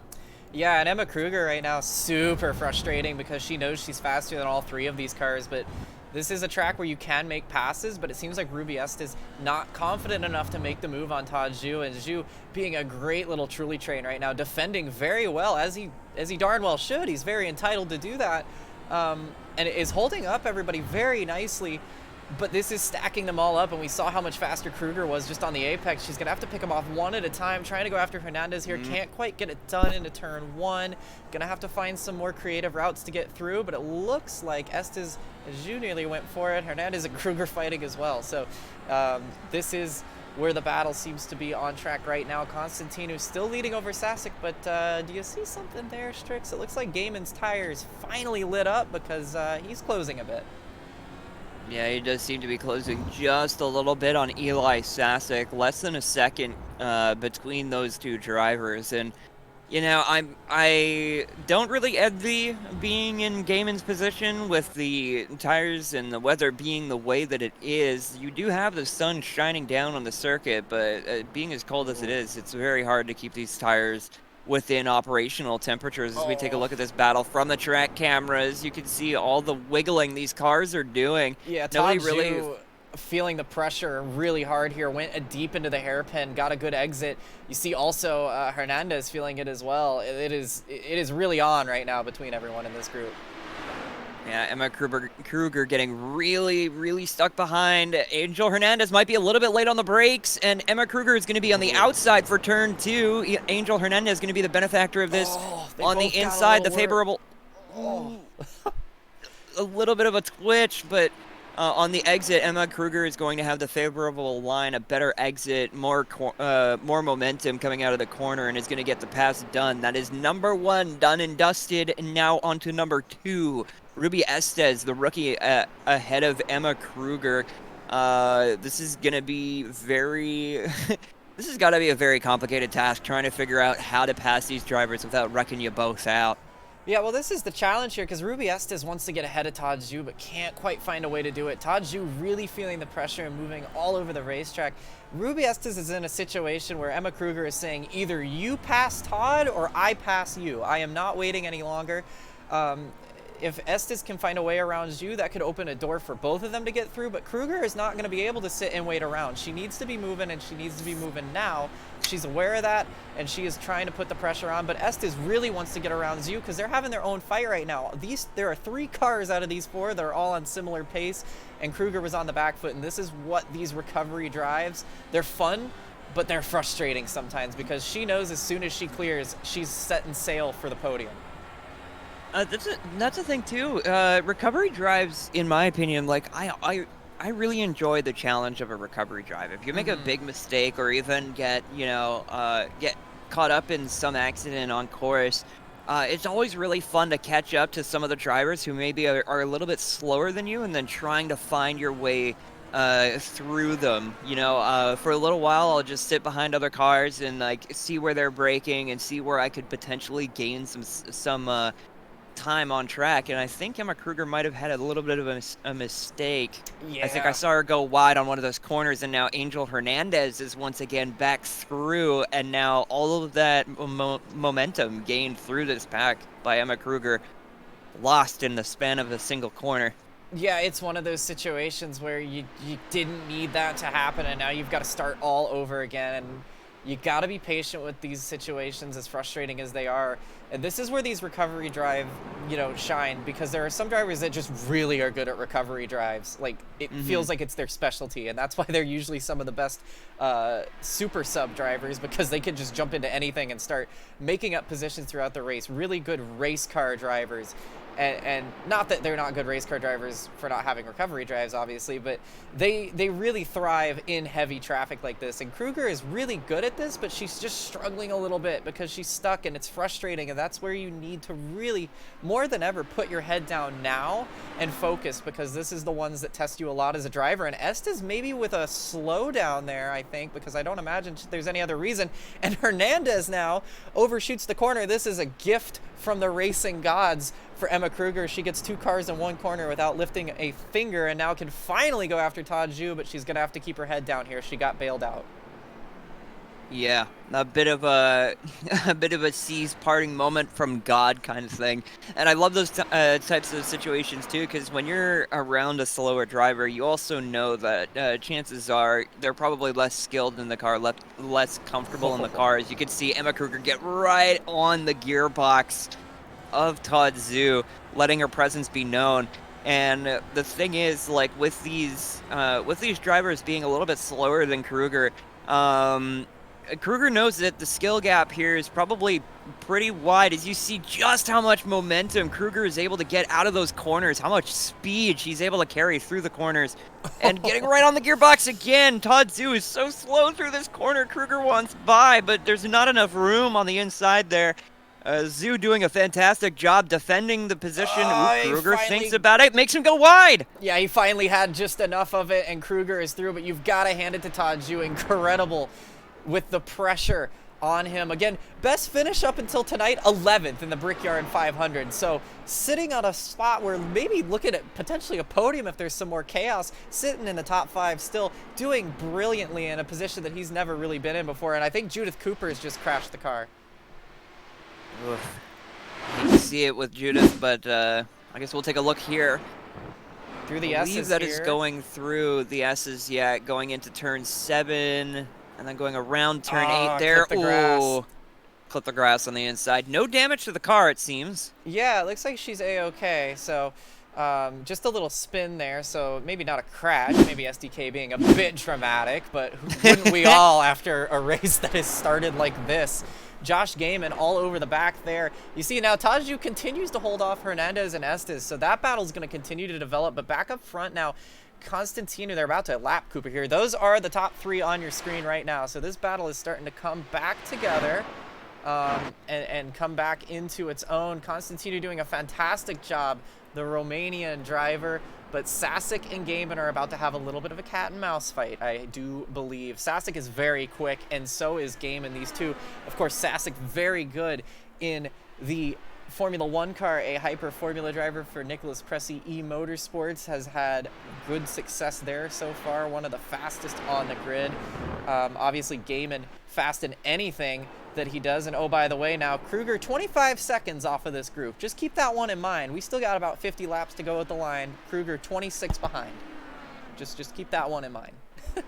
Yeah, that is something to keep in mind as well, as Josh Gaiman and Eli Sasek here.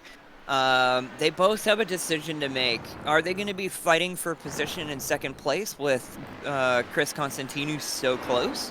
Or are they going to stay behind each other, keep things orderly in order to try and catch up to the leader? And it looks like that latter decision was the decision made here. Gaiman had a few opportunities to potentially make a dive, make a pass, but stayed behind and gave Eli some breathing room to make mistakes and be able to avoid them. So here we are, currently lap 20. Chris Constantino currently in first place, but Eli Sasek and Josh Gaiman finally narrowed that almost 3-second gap that had developed between the leader and the other 2 drivers currently on podium. And yeah, Chris is gonna have her rear view mirror filled very quickly. Yeah, and you know, it seems like they kind of have come together and then fallen apart just a touch here, but you also look at the situation at hand. You've got Gaiman who's actually dropping a bit here. Not sure if overheating the tires now a little bit, but of course we saw how long it took for him to fire those tires up. I imagine back in it eventually, but it seems like as soon as everything has come together, things have kind of fallen apart again in this group. But Sasek is getting a little closer to Constantino. I wonder if it might have been another, you know, off-track excursion leading to a slowdown. Mm-hmm. It might have been a slowdown because the way that Gaiman was slowing down, it didn't seem very natural unless you got one of those time penalties. So it could be that, or it could be, you could be right. It could be just the tires are overheated and he's just laying back the pace quite heavily to try and cool down those tires, which is, you know, as we were saying earlier in the broadcast, these tires are so cold. This track is so cold. It'd be pretty hard to get them overheated, but I imagine if you got them too hot, it'd just amplify the issues of no grip. So, yeah, very wise decision to perhaps back down. Yeah, poor Josh Stoltz just lost 2 positions in one corner. Carmen Hardy moved alongside, and Olivia Hayward, who I think has a little more than wing damage on that car, struggling to get up through the field at the moment after having started so well. Of course, she was involved in that incident with James Pierce spinning in front of her at the opening lap, but still back into the top 10 now, and Carmen's going to go off, so a nice little battle forming up and down the field. And that's going to be Hayward just about clear, and will squeak that one out through the S's. Man, watching them do these, watching them even just drive through this course is nerve-wracking. You can see the car get upset through the undulations that this track has, but then going side by side through some of these tight corners, locking up the brakes, it's so spooky. I wouldn't want to be them. This is another day at the office for her. You True. know? As the battle for the true. lead heats up a little more once again, Sasek back on Konstantinu's rear wing, and oh, by the way, Emma Kruger's already knocked a second out of this lead, and they haven't even started fighting each other side by side. Also, a quick thing to note, Lilac Zier has made a pit stop and is back on track. She is 6 laps down, so it's not really much to note for the balance of the race, as Sasek goes very wide and may have a slowdown to boot. Yeah, that's unfortunate, trying to maintain pace with Chris Constantino, but it seems like Constantino is just checking lap after lap after lap, very consistent up in the lead. And that's kind of what we haven't been seeing. That's kind of what... Game and boxed. Sorry, game and boxed. So into the pit lane for Josh Gaiman. Now this is going to be pretty big because he's going to get that undercut. So we'll see what happens here, but the first one of the lead drivers to make a pit stop here on lap 23. Yeah, this is where the pit strategy is going to start coming in now. We're less than 50 laps to go here, with every lap being about 1 minute and 7. Perhaps with the race pace being about 1 minute 8, minute 9. And we have been seeing some of these cars getting a little bit looser through the corners. We saw, you know, a couple drivers lose it a little bit, and some other drivers kind of just catching the car as it slips loose. So now would be right about the time where you want to start making some changes to those tires and get some perhaps some alternates on there, or, you know, flip side the other way. Yeah, it's also worth noting that Carmen Hardy's in the pit lane now as well. Judith Cooper and, actually, I think Judith may have jumped to the pit lane, so I think she might have had another issue, her night going from bad to worse. But it does look like we're having a bit of a round of pit stops, but interestingly, Constantino and Sasek, neither of them respond to this pit stop from Gaiman, so they still think they can keep going a little more. But yeah, as you were talking about Constantino and how much we've seen growth, it seems, from just a couple weeks. Absolutely, yeah.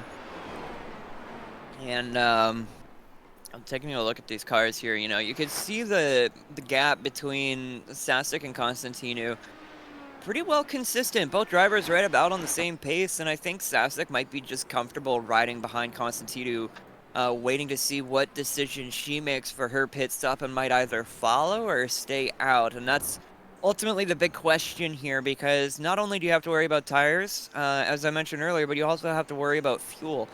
And I gotta wonder, is it possible, and they're both going in, I gotta wonder, is it possible to make it through this race from here with just this stop?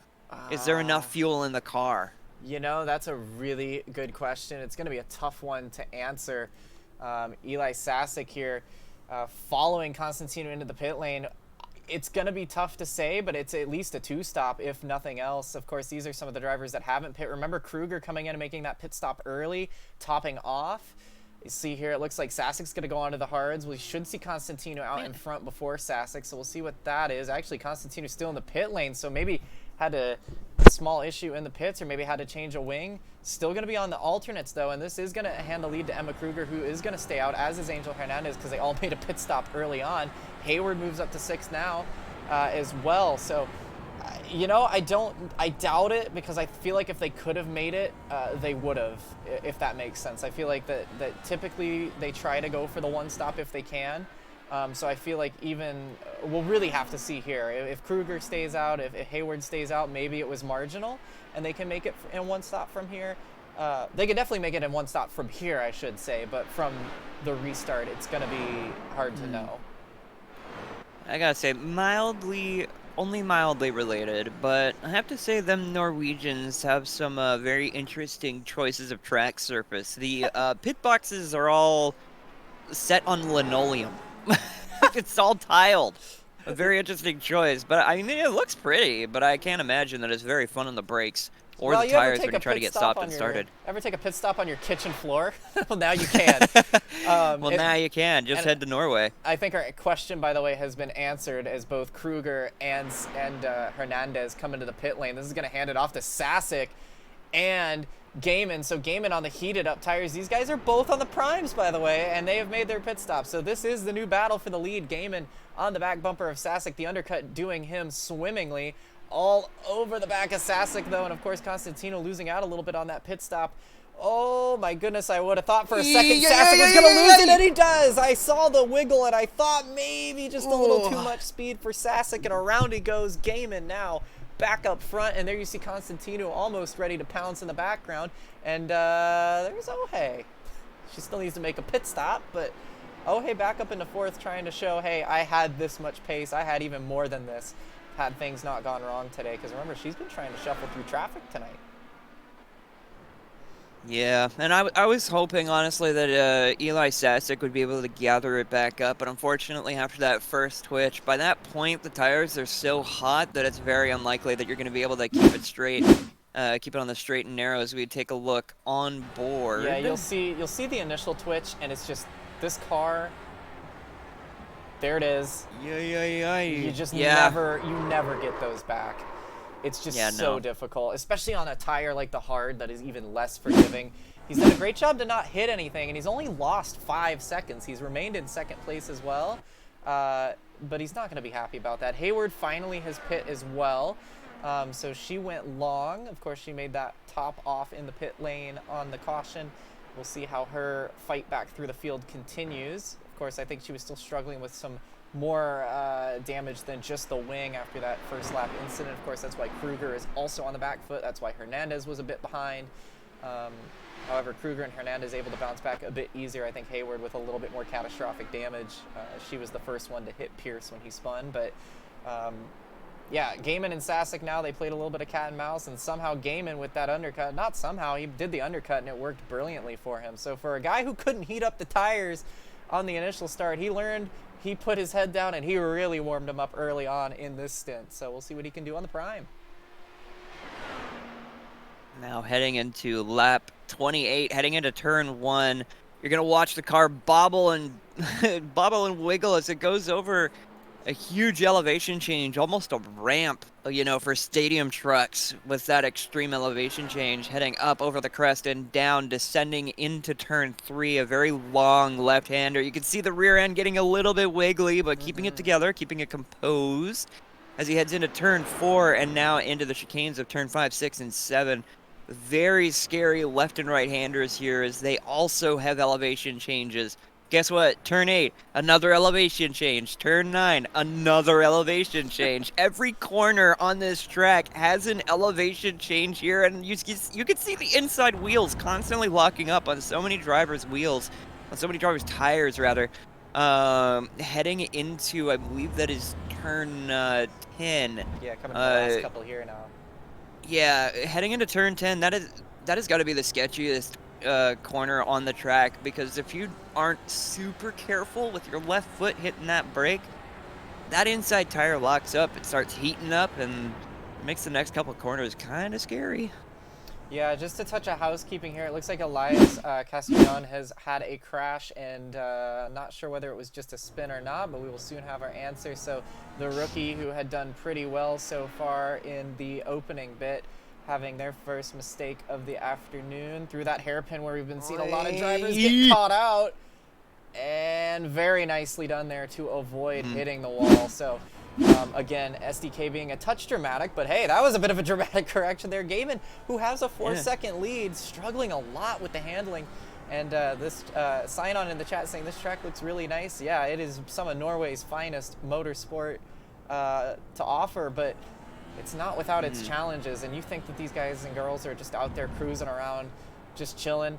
Here's your leader with a pretty comfy lead, still overcorrecting and having issues over every single hill, it feels like. These cars hate this elevation change, and as Strix just mentioned, there's all but maybe 2 corners that don't have elevation change. So, yeah. Oh, goodness gracious.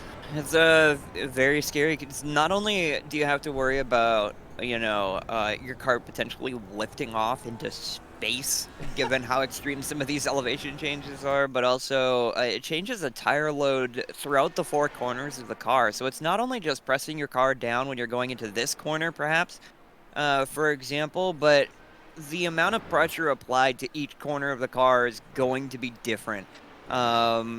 So being able to figure out how the car is loading up and how these tires are reacting to it, that's part of driving. And it's part of trying to figure out how to drive this track so quickly. And Gaiman might have been struggling a little bit with that because that gap, as we mentioned, has narrowed a bit from 5 seconds down to about 2.5.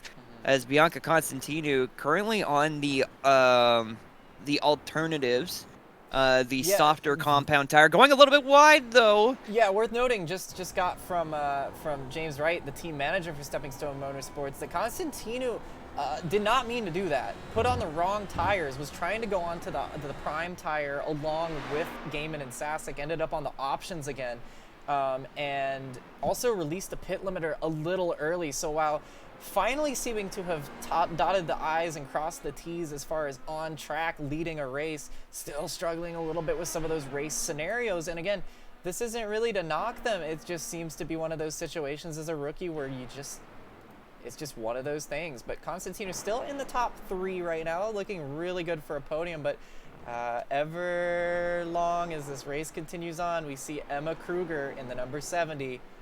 Da-dun, da-dun. Dun, dun, dun, dun, getting a little closer every single lap to the back part of this field and looking like a real threat for a podium, because we're not even halfway through. And if they stay this close in the top 3, Emma Kruger very well could still win this race, especially now that she has some clean racetrack. She's not the Champ Car reigning road course trophy winner for no reason. She knows how to get around these twisty bits.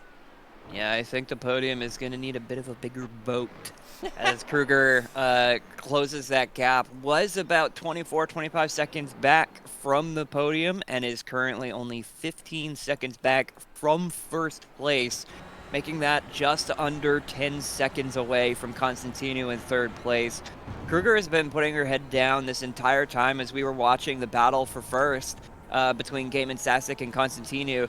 And has been making a lot of ground, and there's nothing but clean air between Kruger and Constantinou right now, so she can put her head down even further. Currently on the option tires, so the softer compound, the more forgiving compound, and she's going to be able to make up a lot of pace here, as we saw that Gaiman is currently on the primes, the harder compound tires. They'll be able to last longer, but they have a little bit less grip, a little bit less time in them, so it'll be interesting to see how Kruger can pick up on that and be able to benefit from that. But currently at the moment, just chipping away, 10th here, 10th there at the gap. Yeah, she's absolutely flying, though. I think she might be set to put down a personal best, honestly, if she comes around out of the final corner now. Her previous personal best was a 108.21.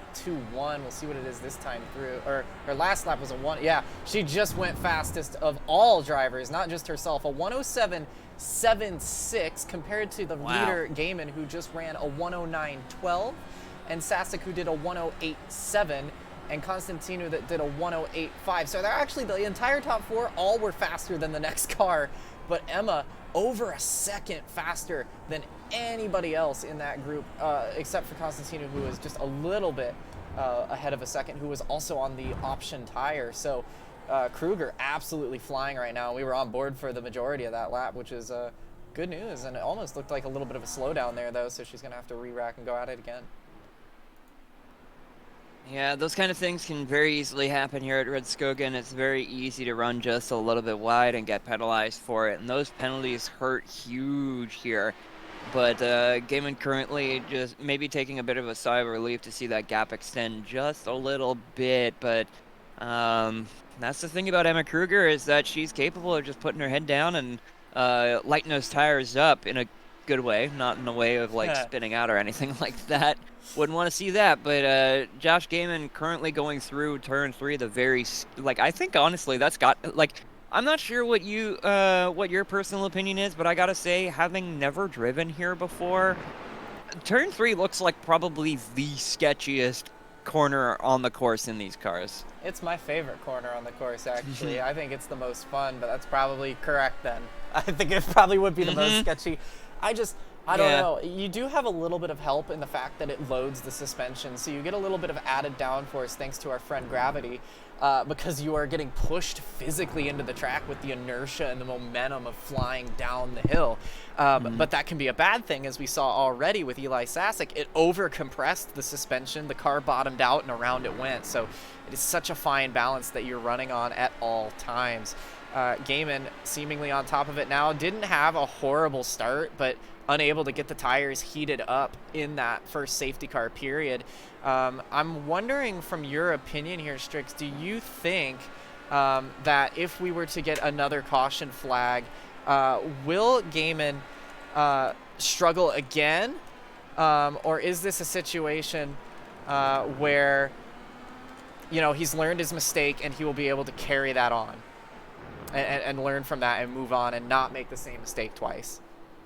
Yeah, that's going to be a bit of an interesting call to make. You know, Josh is somebody that comes across as, you know, somebody who can get things done if he puts his mind to it. Josh Gaiman is certainly one of those people who's very dedicated, very motivated. So we're going to be seeing him probably maybe chill the pace out just a little bit, or has chilled the pace a little bit just to try and keep the car on track and keep the tires in a nice operational temperature as Eli Sasek gets settled in behind. But, yeah, like, I gotta say, like, this track here, the Rudskogen, the Rakkestad GP, is it's constantly throwing challenges at these drivers here because, you know, it's not just Josh Gaiman who's been caught out in a few corners. It's Eli Sasek, Konstantinuk. Everybody's been caught out at some point during this session in the race, in the qualifying and practice, where, you know, like you can see on board there, Josh Gaiman, like you can see the car just bobbling and dipping and diving all over the place. Man.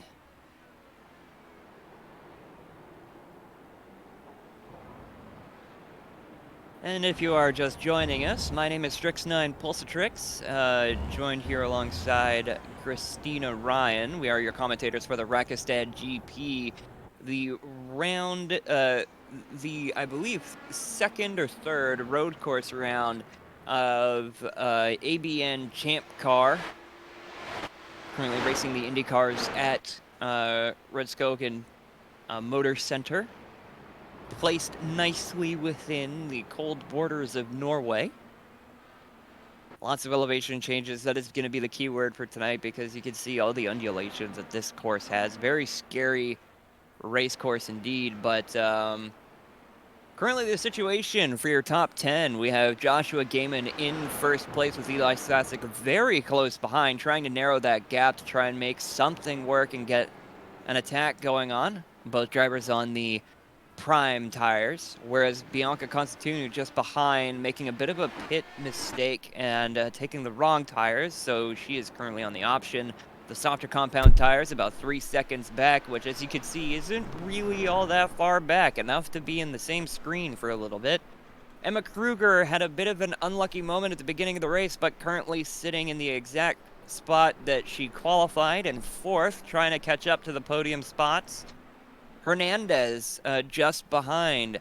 Angel Hernandez has gained 1 spot from qualifying, while just behind Angel we have Frankie Franchica, who is currently in 6th, gaining 2 positions. Olivia Hayward not quite having the best day out there. Olivia is currently in 7th, about 5 positions back from qualifying, whereas Ruby Estes, Carmen Hardy, and Josh Stoltz round out your top 10. Yeah, and looking a little further down, you have Todd Zhu, who is 11th. currently matching his best finish in Champ Car. Had a great start and did a great job to hang on to it, and he's set himself up for a decent finish tonight. He's the last car currently on the lead lap. The next one they're going to put a lap down. Rookie Kestrion making his first start. He's 1 lap down. Alex Martin for Agent Inc. 2 laps down. Lilac Zier involved in the opening lap shenanigans, 7 laps down. And Cliff Mullins, who is a, quote, old, like a rough and tumble short track racer who is not very used to driving Champ cars, but has survived longer than at least 4 of them, and is running 15th, 10 laps down. Pope, Reedy, and Cooper all out of the race, or Pope actually in the pit lane still had a few issues, but Reedy and Cooper out of the race, and James Pierce crashing out on lap 1, turn 1, right about there. He hit a bump, lit him up, and spun him in front of the field. So, unfortunate for him. I think it's worth noting as well. Cliff Mullins, he was putting himself down a little bit, you know, saying, oh, I'm just a NASCAR guy going up in an open wheel car. But, you know, at one point, Cliff was in the top 10. You know, I think, if I recall correctly, it might have been even like a top 5 or something like that. I don't think he was quite in the top 5, but he was in 7th, I think. So yeah, very close. He was very close, very close, anyways. And you know, even though you know, that's kind of the thing. You get into a car that a discipline that you're not familiar with. And sometimes you kind of get, you know, you kind of kick the sand and be like, oh, I didn't do very well. You know, didn't finish very well. But it's like, yeah, but I mean, for a brief period of time, you're in the top 10. That takes a little bit of skill. But yeah, so Cliff Mullins probably gonna go home happy. Well, maybe not as happy as he might have been if he might have won, but certainly going back and being all like, I was in the top 10. In a little open wheel car, but I didn't get crashed out in the process of going back to where, you know, about where my pace was. That's always a bonus, is being able to go home without having to get stitches. Yeah, absolutely. So we see a couple things popping up on that battle for first place. We see Gaiman has a bit of an iRating advantage over Sasic. Not that particularly matters, because of course this is league racing. Gaiman easily on caliber with some of the best, despite having a slightly lower iRating, but does seem to have that reach over Sasic as far as the officials go. But more importantly, that L22 and L24, that's the laps that these boys made their pit stops, and Gaiman pit 2 laps early to get the undercut on Sasic. This could play dividends in fuel strategy, and it could be playing dividends now a little bit to Eli Sasic, who has 2 lap fresher tires as a result, a little bit faster in the later stage of this second stint. And don't count out Constantino either, who has to be credited. We're pretty deep into the second stint. They've carried those option tires very nicely indeed. Has done a great job on a tire compound they did not want to be on and did not expect to be on. To not burn through them is perfectly nicely sitting there in 3rd place and not losing too much time to these leaders, and is still right in striking distance if anything happens in front. Yeah, that rearview mirror is going to be a very busy object of perception for Josh Gaiman, as you could see Eli Sasic looking for those gaps, looking for the inside, looking for some of those opportunities to present themselves, and certainly making Josh Gaiman think a little bit, because there are some moves you can make as the following car that aren't necessarily moves that can get you alongside the car, but can certainly psych out the driver ahead. And you can see some of those getting... Yeah, you could see making some moves here, trying to get the corner exit as well, getting that late apex, double apexing that turn 14, the very long right-hander, and now heading into turn 1. There's a big move to the inside. Of course, the distance is a little too far back to be able to do anything about it, but Eli Sasic, maybe... Well, I was thinking Eli might have gotten a little bit too far inside, might have gotten a time penalty, but I suppose not. Just getting about a run through and just a poor exit. But it's also a high FOV camera, so the objects in mirror are a little closer than they appear. Closer than they appear. Yeah. It's also worth noting real quick, Strix, that all drivers do have 10 push-to-passes available to them. Sasic and Gaiman have used none. They both have 10 in the bank for the final stint of this race. Just a quick update that Constantino and Kruger have 8 apiece. Hernandez has 9, Franchicha 8, Hayward has 9, Ruby Estes has used all 10 so far. Wow. So we ride on board with her now in her fight with Josh Stoltz, who has 9. The other driver who has used all 10 push-to-passes at this point, on screen right now, Lilac Zier, is out of push-to-passes, although, of course, a little bit different of a scenario, being 7 laps down, kind of running her own race, and into the pit lane she comes. I would almost wonder if running out of push-to-passes this early is kind of a personal choice. You know, you want to try and gain as many positions as possible early in the run, because by the end of the race, people are going to get stretched out. You know, and that gap between every car is going to extend, but also just removing the temptation to press that button might also be a benefit, because these cars, we've seen how skittish they can be on corner exits, so it might just be a I know for me, I would be getting rid of them as soon as possible, so I wouldn't be tempted to touch them. Yeah, it's not just the skittish nature of the cars when you're on them as well, it's also the fact that you have to keep in mind that fuel burns a lot more on push to pass, and if these drivers are trying to race to a fuel number tonight, they're going to need to be very careful. They're going to need to sip the fuel and into the pit lane. Now, this is an early pit stop, I would say, for Gaiman, and Sasek stays out. Remember, Gaiman pit early for the undercut. This could be kind of critical because they were trying to see if they could push to 50. This is quite early for Josh Gaiman, and I wonder, that pretty much is going to confirm a 2-stop race from here. So this could be huge, depending on how long Sasek can stay out. Did these two burn enough fuel? We saw Kruger dropping back a little bit. Was that a tire-related issue with the alternates fading away? Or is Kruger saving fuel? There's a whole lot starting to unfold here, but yeah, the push to pass burns that extra fuel. It makes the car skittish. But the other thing to keep in mind as well, it's just not time, because if you, in my opinion, because we had a safety car already tonight, nothing says, we still have a lot of cars on track. Nothing says we can't have another. If you're in a position where you have burned all your push to passes and you're in a really good position, oh, we got trouble. I think Carmen Hardy and Castrion have gotten together. Ooh. And is that, I wonder, is that a commentator's curse there? I don't know if it's necessarily a curse. Carmen may be wounded. I don't know. That looks like it might have been on opposite ends of the track, but they were racing for position. Oh, Castrion has a lot of damage. Sorry, they were actually 1 lap apart. So I wonder what's happened here. Castrion in, and I wonder, let's have a look here and see what's happened, because Castrion had a crash according to this already. Oh, so it was a little before this, wasn't it? Yeah. So Artie was missing the wing. Yeah, that car's been wounded for a while. I wonder, trying to get back to the pit lane, so that's happened, and then how does Carmen get involved? Is this completely unrelated? Because this is past the pit lane, so they both popped up on STK at the exact same time, but no, it's completely unrelated. Carmen had a spin in turn 1 around the same spot where we saw Pierce drop it as well tonight, and a couple other drivers as well. So this was actually unrelated, and just unfortunate that both of them had the issues at the same time. But yeah, Sasek in the pit lane now. Estes is now crashed apparently.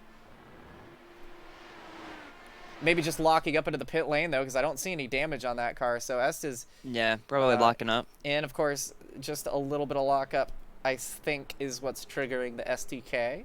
Because it said that Elias crashed 3 times in 5 seconds, which I don't think is quite the case. So Constantinu stays out, interestingly. So going longer than anybody on a stint on the alternate tires. Yeah, on the faster tires. That is a very interesting choice, but Bianca Constantinu might have been saving a little bit here and there, saving a little bit of compound to try and stretch them out a little bit. Well, that's what I thought. I'm not really sure if that's going to be beneficial, because Constantinu is going to be forced next time around into those pit cycles. She's going to be forced onto the prime tires, the harder compounds. Because you do have to use the 2 different compounds at least once during the race. So it'll be interesting to see how that turns out. I wonder if Constantino is banking on the hard tires being faster for longer, in a sense. No, I don't think it's that, because remember, Constantino had this issue earlier where it was mentioned from their team owner that they, as they are in the pits now, obviously, they should hand the lead off to Kruger. They did not mean to take the soft tire. They meant to take the black compound tire last time, and didn't get it. So even though this mistake has had its consequences and now going to be stuck on the prime tire to end the race, the thing that they have going for them now, and it looks like maybe a graphical glitch, or perhaps not changing tires yet. I think it would be more of a glitch, though. The caveat to this is you've had the whole stint to think about it and make a game plan to say, listen, I screwed up here. This is what we're going to do to correct this. And while doing that, saved a whole bunch of tire.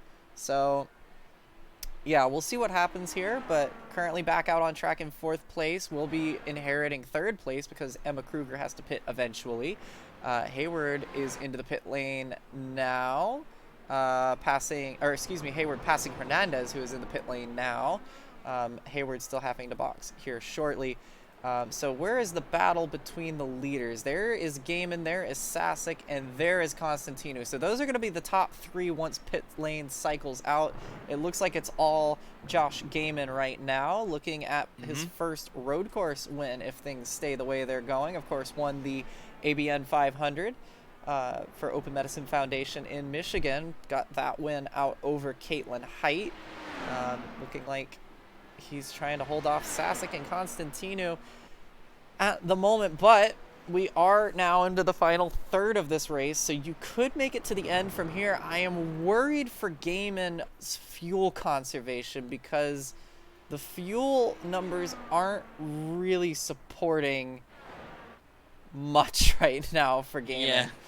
Yeah. Which is a bit of an alarm bell for me personally, but yeah, because we did see last week at Dover, it turned into a fuel mileage race with Lilac Zero coming out on top at Dover, coming out the best of them. Didn't even have enough fuel to do celebratory burnouts at the end of it. Just ran out of fuel, stopped on the finish line, and that was it. So it seems like this might come down to that kind of wire here. It might come down to fuel mileage. Just some of these drivers might have pit too early. Very interesting to see how that plays out. But currently, Gaiman pit delta sitting in first with Kruger just 4 seconds ahead, currently on track. Yeah, this makes a decent amount of sense because Kruger still needs to pit anyways. But Kruger kind of holding out, hoping maybe we get a safety car or something to close things back up. Similarly, that's what Hayward's banking on. Of course, both of them affected in the lap 1 shenanigans at the start. We have a whole lot of shuffling here because of the pit strats and everybody coming in and out of pit lane because it looked to me like Carmen had just passed about... I'm looking at the box here. Ruby, everybody kind of like passing Hernandez and Stoltz in the pit lane. As Hernandez has just come out of the pits now, not more than about a lap ago. So Hardy now back into 9th place. Did not qualify overly fantastic, but ended qualifying quite early. Now back inside the top 10. Had a small spin earlier on, but hanging on to P9 right now and fighting with Todd Zhu, who is now in the top 10 and looking at his first career top 10 for the Canada. And Kruger in the pit lane now. Now you can see cycling through as the pit cycle has come to a near close. Gaiman once again regaining the top spot. Chris Constantino finding herself in 3rd, and then Eli Sasek sandwiched between the both of them in 2nd place. Kruger has a little bit more fighting to do, a little bit more of a game of catch-up to play, but we've seen Kruger narrow that gap quickly before, so there is still a chance that with 21 laps to go, about 20 minutes left in this race, there's still a chance we could see some fighting here for the top spot, increase from 3 cars to become a 4-horse race. As we take a look through the rest of the field, the top 5 currently on the lead lap, with Frankie Franchica currently running on your top 5. Olivia Hayward, the first car a lap down. at 6th position. Meanwhile, the 99 of Josh Stoltz sitting a lap down, and then Carmen Hardy, Todd Zhu, and Ruby Estes sitting in 10th and running out your top 10. Yeah, and you've got Angel Hernandez, who is, I think, actually might be out of the race. Lilac Zier is well. Yeah, Hernandez is out. Zier is as well, and as is Castellan, Martin, Mullins, Pope, Reedy, Cooper, and Pierce. So it has been another round of attrition tonight. It has been a little bit less chaotic with the how do you call it? It's been a little bit. The attrition has been less chaotic than it was last weekend, because last week at Dover we saw quite a few incidents, quite a few drivers getting into each other. We saw a car take flight and do some Cobra maneuvers midair. Yeah. But here it seems like a lot of these incidents are self-spins and Emma Kruger's Kruger going around. So she has had the same issue now. And is that in turn 1? I believe it is. The same spot where we've been seeing a lot of drivers have trouble today. Mm-hmm. Caught out Hardy, it caught out Pierce, it's caught out Kruger, and among others, of course. But that is interesting. Let's see what's happened there to her. Of course, just came out of the pit lane, so still trying to get those tires up to temp. Ooh, wasn't through there. Oh yeah. Oh yeah. It seems like she was just late corner. She was just rushing those tires, and you could see as well on the late part of turn 2, that long right-hander. You can see the track kind of like dip up and then down again, especially as you transition from the inside of the corner to the outside. And when that car got light, that meant the rear tires had less grip, and you know, the throttle position she had when earlier on in the corner wasn't appropriate for that little undulation there, and unfortunately looping the car back around. Yeah, might have been an issue here for Elias Castellan as well, who's jumped to the pit lane apparently. I'm not sure the situation involved there. Was that a crash out of the pits or a speeding penalty? I'm not for certain what's happened to Elias Castellan, but maybe a speeding penalty or something, because it seems like... Yeah, they just kind of come to the end of the pit lane and stop. There. Yeah. Interesting. Yeah, we'll have to find the story on that sooner or later, I would assume. But yeah, not ideal for Castellan, whose debut goes from bad to worse.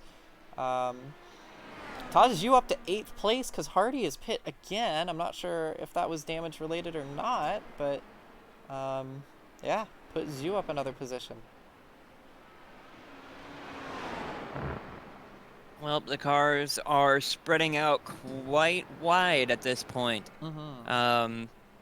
Taking a look at the gaps here, you know, there's not really any significant battles going on here. I imagine we can pull up a track map here and give you a really good look at, you know, just how spread out everybody is. But, yeah, as we take a look there, you can see everybody's kind of claimed their own spot on track, and most of the drivers that we see that are close to each other aren't really on the same lap, perhaps not really battling for position, although this is a bit of an exception. It's Emma Kruger under attack from Frankie Francica, I think. Is that a lapped car behind? Yeah, that's 12th place, or 13th I got place excited. of Cliff Mullins. Yeah, no, I apologize. I wish it was a battle as well. Francica only 10 seconds back, actually, so not too terribly far behind, but not in striking distance at the moment. Everything kind of sorting itself out around Rudskogen.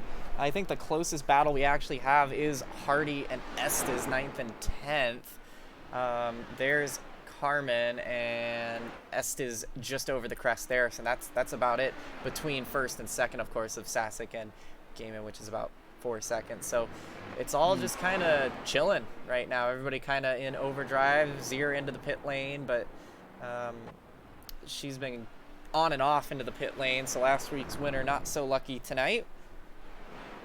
Had some issues early on and found the guard railing in reaction to some things happening in front on the opening lap shenanigans. But no, I agree. Dover was a lot of cars all at once. Every once in a while. This was a bit more of slowly but surely another one would bite the dust and another one would fall victim. So But Josh Gaiman staying on top of it so far, provided there's enough Sunoco Racing fuel to go another 16 laps in that machine. Otherwise, Eli Sasek and Constantino may be on for a really good fight to the win here. And I think Constantino, assuming that they don't have to pit again as well, because I'm not sure if they started on the primes or not. But yeah, we'll see what happens. But Sasek looking really good right now if the fuel runs out for Gaiman, which I suspect it will, because pitting with, what was it, it was like 34 to go or something like that. I don't know. It was pretty far off. I think it was like 44. So it was very early on for a second stop, but I don't know. Maybe Josh Gaiman has some kind of strategy in mind, some kind of idea to try and make it work. Well, yeah, he does have tools. He can turn the engine down. He can do that, even though it's a fixed setup. So he's not got his hands tied on that respect. You can always lift and coast more, shift earlier, downshift later. So we do have a proper fight now for second place on our hands, as Sasek and Constantino are going at it down the front straightaway. I'm not sure if Sasek starting to struggle or Constantino starting to light the fire, but put the 57 into P2, done and dusted through the first corner. Well done there by Constantino, but Sasek going to be back on attack soon, I would imagine.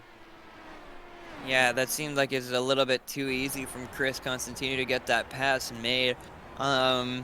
Eli Sasek might have, it's potential that there's a potential that Eli Sasek might have had some kind of time penalty. It might have cut the course a little bit, but I don't think I saw that happen while he was on screen. So maybe just a bad exit or something like that, or maybe he's just heavy on fuel saving right now. Might not have been able to put enough fuel in the car, as Bianca Constantino is constantly extending that gap, already about a second and a quarter, and just making that gap bigger and bigger. So yeah, Constantino, I think, is making a charge for the lead here, because it's worth noting that Sasek's lap was actually faster than Gaiman's. It's just the situation like we saw earlier with Kruger. Constantino just ran a lap that was 2 seconds faster and has done so again. So I think it's less Gaiman or Sasek having issues. It's really just Constantino absolutely turning up the wick right now. And whether that's because there's guaranteed another pit stop for the 57 or not, I really don't know. But yeah, digging for the 57, and you can see it because that's Gaiman right in front. Yeah, being able to narrow that gap so quickly, so elegantly is they're on the kind same of tires incredible too. Yeah, this is different from earlier. Now they're all on the same tires, and I wonder if that was what Constantino learned. Riding behind on the primaries or on the alternates has a little bit more knowledge than Gaiman and Sasek, who are on the primaries in that last stint.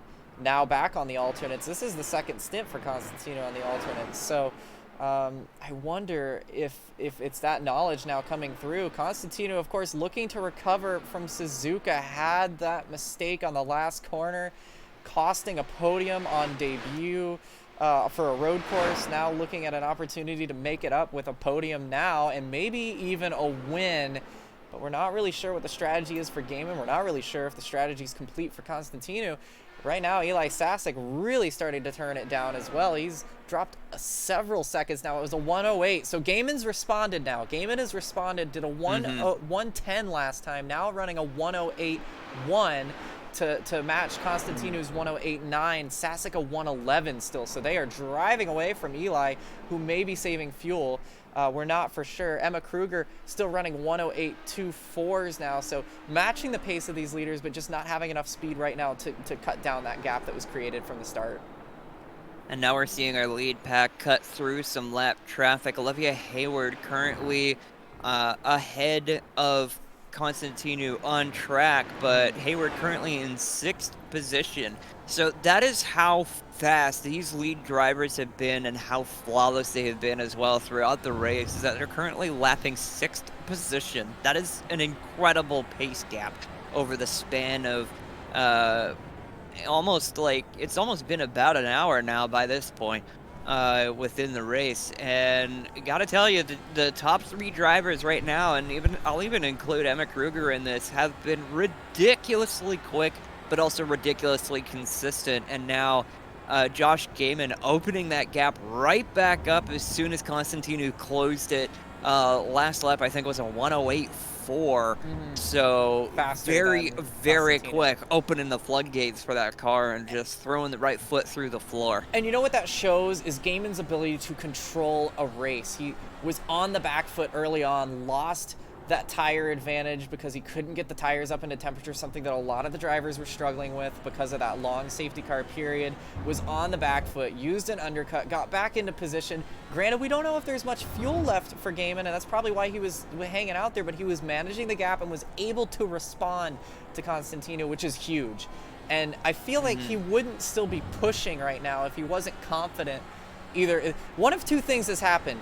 Either Gaiman knows he's not going to make it on fuel and is pushing the bejesus out of the car until a pit stop, or knows that maybe he can make it on fuel and is just keeping Constantino at bay, because Constantino burning through those tires now, a 109.4. Gaiman able to push a bit harder and be able to respond to Constantino's charge. It's very interesting to see, and it shows a lot from Gaiman. And if you're Constantino, you're a rookie, you don't want to let the #1 car drive away from you, but you have the fuel advantage.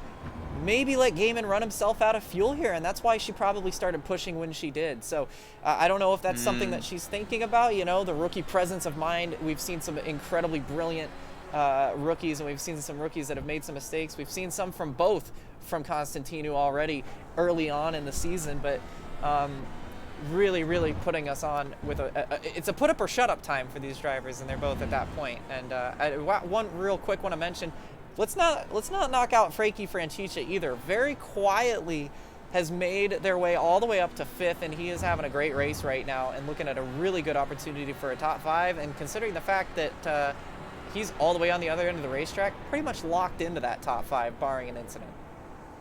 Yeah, pretty much. But yeah, you did mention as well that Gaiman and Constantino are currently in a bit of a lockstep with each other, but Gaiman has been extending that gap 10th by 10th, now almost 5 seconds ahead of Constantino, when previously we saw it about half a second. And I gotta wonder now, getting closer to it, at this point, I feel like if you were worried about fuel, you know, if you're worried about whether or not you would have made it, you'd probably be letting off by now. And I'm starting to worry that maybe Josh Gaiman is pushing as hard as he is because maybe he's realized maybe he's realized he doesn't have enough fuel in the car, because I don't think Gaiman would be driving nearly as quickly as he is now. And he can't. He's in now, so that's exactly what's happening. This is going to hand it back to Constantino, which is now going to flip things around. Instead of the hunter, you are the hunted.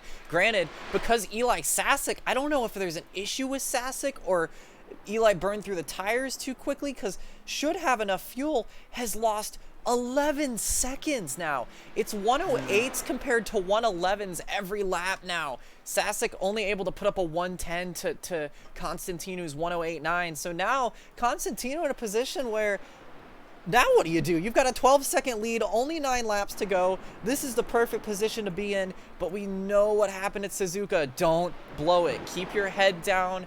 Just run the laps, finish the race. You're in a perfect position. Just don't ruin it. And that's the hardest thing to do for a rookie, because your heart is pounding. Everything in the car feels like it's wrong. You're checking the gas, even though you know you may have enough gas. You're double checking every time. But do I have enough? Do I? It is the biggest challenge. That's why we see so many rookies throw it away with seemingly perfect conditions, because it's just that stressful and that difficult. But I would say we've seen Constantino deal with some incredible pressure early on, taking the lead away from Gaiman early on that restart, really showing that this is not a situation where it's a fluke. Brilliant pace from that 57 when it was needed. We'll see with 8 to go if Constantino can hang on.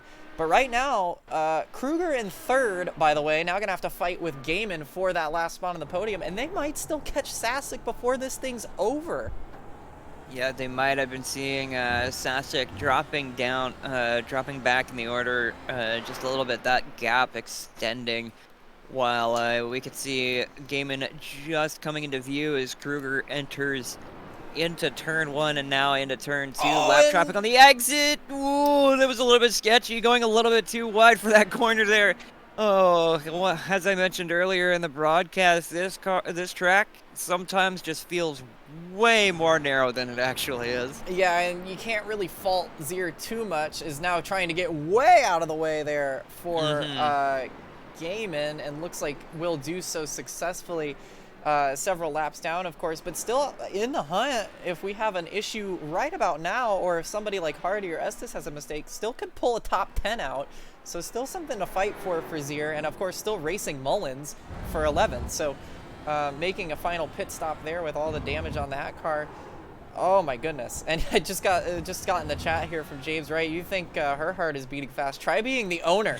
James Wright, the owner of the 57 machine, and oh boy. In fact, owner of the 59 as well. So Stepping Stone Motorsports really putting on a good show tonight. But we all thought it might have been Gaiman that took the win for Stepping Stone tonight, and almost into the back there of, I believe, I'm not sure who that is.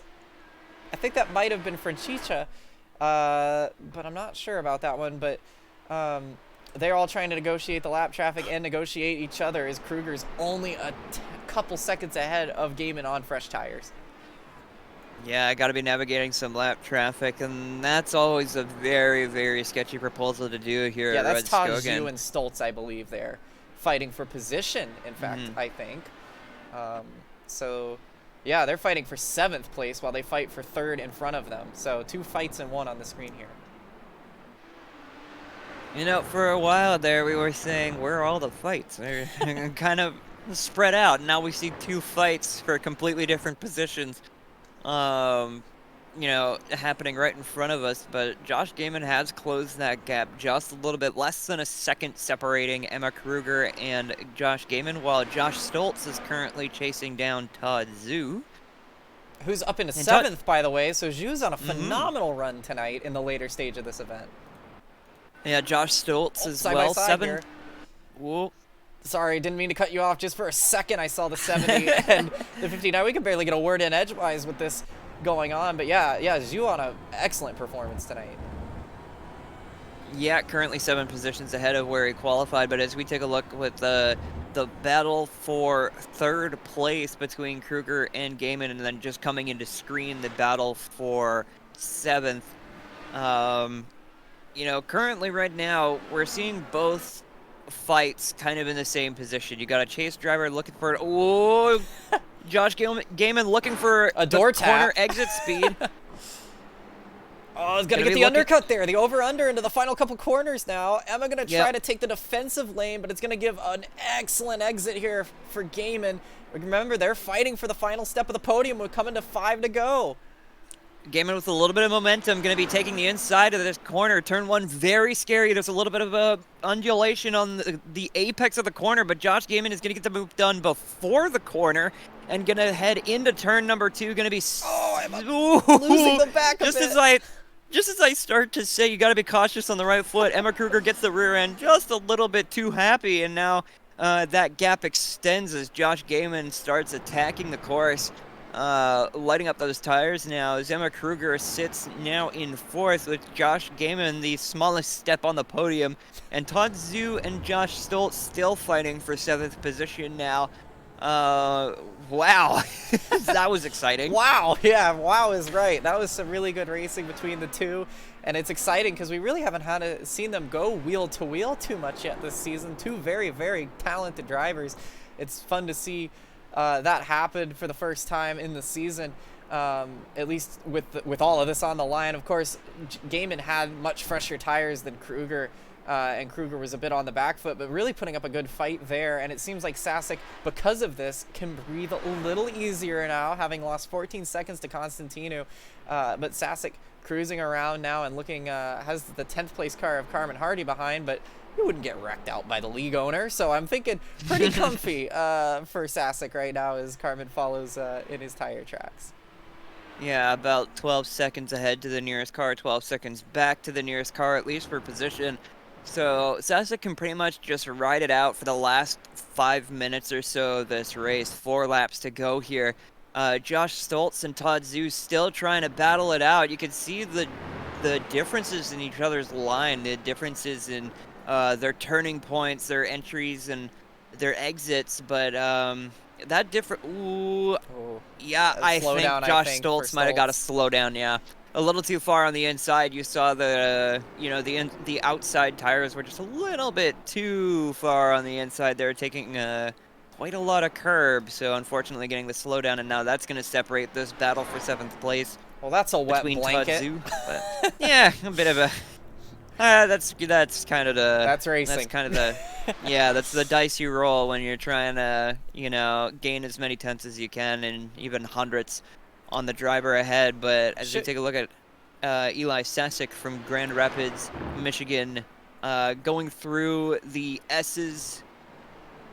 Yeah, and, it shows, though, how on the edge that all of these drivers are at all the time. Keep in mind, they're both a lap down fighting for 7th, and they're still picking up slowdowns.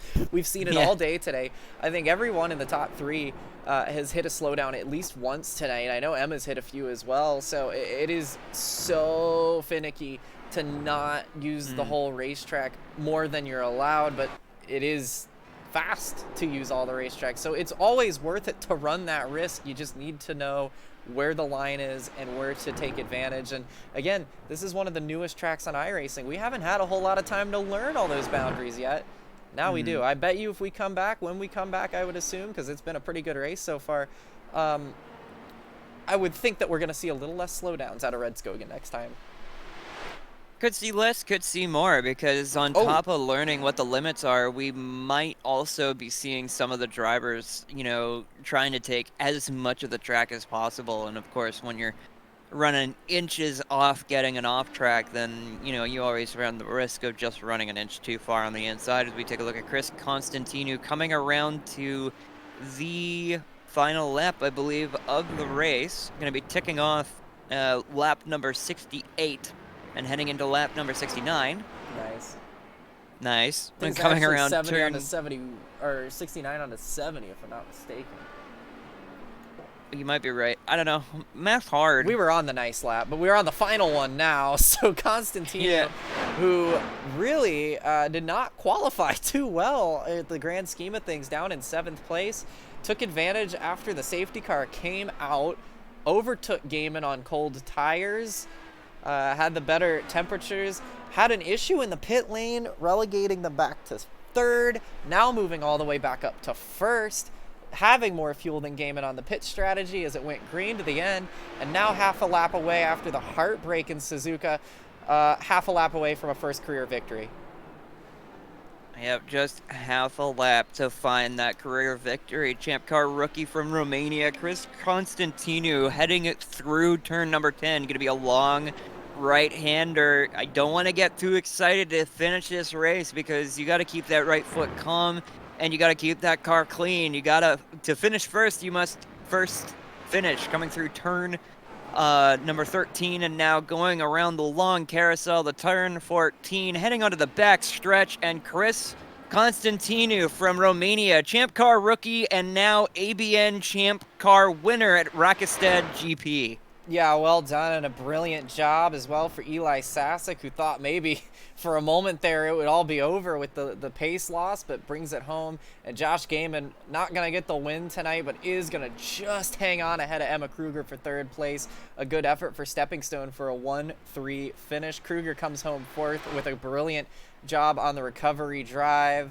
Similarly, Hayward already crossing the line, but Olivia Hayward with a nice recovery to finish P6 despite all things that happen. I know she's not going to be happy about it, but still a nice effort there. And Frankie Franchicha going to bring it home in 5th place. Well done to him in the number 97 machine, the Spaniard, bringing it home nicely. And Todd Zhu has crossed the line.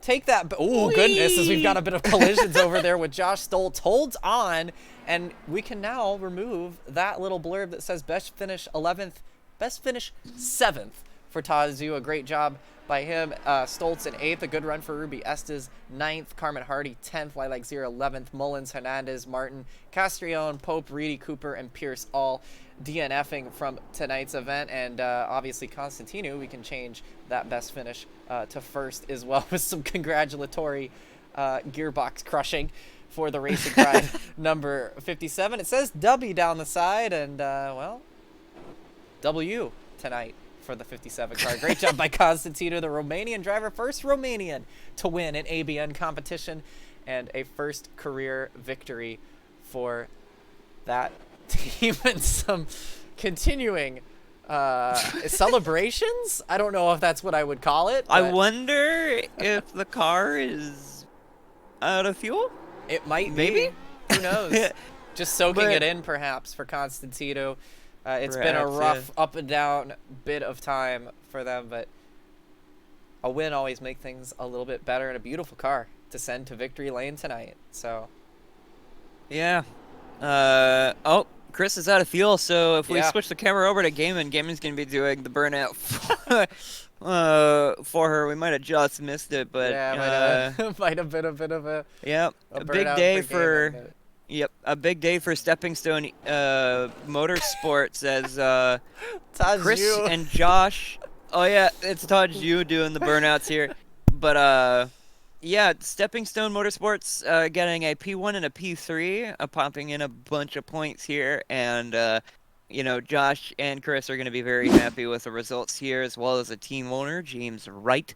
And here are your that's the qualifying results. As we get this all figured out, and once we get those, there we are. There, now we got the race results. So your winner for today, Chris Constantino, the rookie out of Romania.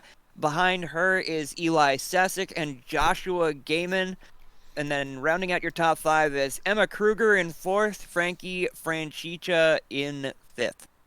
Yeah, and then looking a bit further down, as we mentioned, it's Hayward, Zhu with a personal best finish, Stoltz, Estes, and Hardy for the top 10, and then Lilac Zier, the last finishing car. But considering the fact that she joined right at the tail end and had issues right off the gate, last week's race winner, bringing it home 11th, not too bad, all things considered. And again, Mullins, Hernandez, Castrion, Martin, Reedy, Pope, Cooper, and Pierce, all DNFing in that order.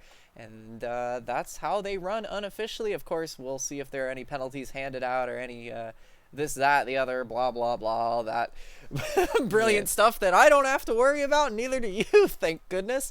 We'll see if we can pull any of the drivers in for interviews as well. We have James Wright, Josh Gaiman, and Todd Zhu to choose from. Who do you want to talk to first, Strix? Well, I mean, I would be waiting for the number 1 spot, but I guess we'll go in reverse order. We'll go in reverse order here. Oh, wait, no, hold on. Oh. There's the Astolfo plushie. Constantino is in the house, fans. We're going to go ahead and pull her up. Chris Constantino, you are an ABN winner. This is Christina Ryan and Strixtime Pulse of Tricks in the booth. Do you have a copy? I mean, it's great to be here. I don't know what to say. I did not expect this. I mean, starting 7th, I really didn't think I had the pace, but obviously, you know, the strategy really helped a lot because I had Eric in my in the channel and also like pretty much everyone at SSM. I really don't know what to say. Well, I know what to say. You're an ABN Champ Car winner. Congratulations. Thank you so much. I wanted to ask you one big thing. On that restart, Josh Gaiman, a little bit of cold tires. You come rocketing out of seemingly nowhere and take the lead, and it was back and forth a bit. You had some issues with the pit stops, but you ultimately ended up on top. Walk us through that restart and thinking, I have a chance to go out and lead this thing. Well, I was basically just trying not to crash at that point because Josh was ahead of me, and at that point we wanted to secure the double podium. But thing is, Josh was on map 8, and I had no clue, so I was basically just trying to be safe at that point. And it just came on its own. Like, I wasn't trying to necessarily push too hard. So, but after that, I have no clue how the fuel saving actually worked. I really don't know. I don't know what to say. I'm at a bit of a loss for words. I'm sorry. Very. I mean, that would be to be expected. I'm not sure if that's how you're supposed to say that, but we'll go with it. But you know, race winner here at Rudskogen Park, Motorsenter rather, here in Norway. Is there anybody you want to thank? Any sponsors, partners, and friends of yours you want to shout out? Well, obviously, my team, Stepping Stone Motorsports, James, of course, and Eric. And I mean, obviously, my mother, because she actually lets me race. It's like 5:53 a.m. right now. Oh my god! My entire family's asleep, and they just let me race. I don't know. That's awesome. Yeah, you're gonna have to clip it and show your mother and be like, Yeah. "See, it's worth it letting me race at 5:30 in This the is morning." why. This is what we do. Yeah. Yeah. Well, very great job. Huge congratulations to you, and really soak that one in and enjoy it because it was a brilliant display tonight, and you are a winner. And by the way, you are the first winner for ABN from Romania as well, so fantastic job. Thank you. Thank you very much. So that was our new race winner, our newest race winner in ABN competition. We're going to talk to Eli Sasek now. Strix, if you want to carry this one, go on. Yeah, Go sure. ahead. So, Eli Sasek finishing second today here in Norway in the Indy cars. I gotta ask you, first question, because we've been seeing all throughout today, we've been seeing a lot of cars getting very upset at a variety of different corners here. Was there some kind of strategy that you had in mind heading into the race to tackle these corners, or was it kind of just full attack all the time? It's actually a very good question because I think prior to practice I only had like 5 laps worth.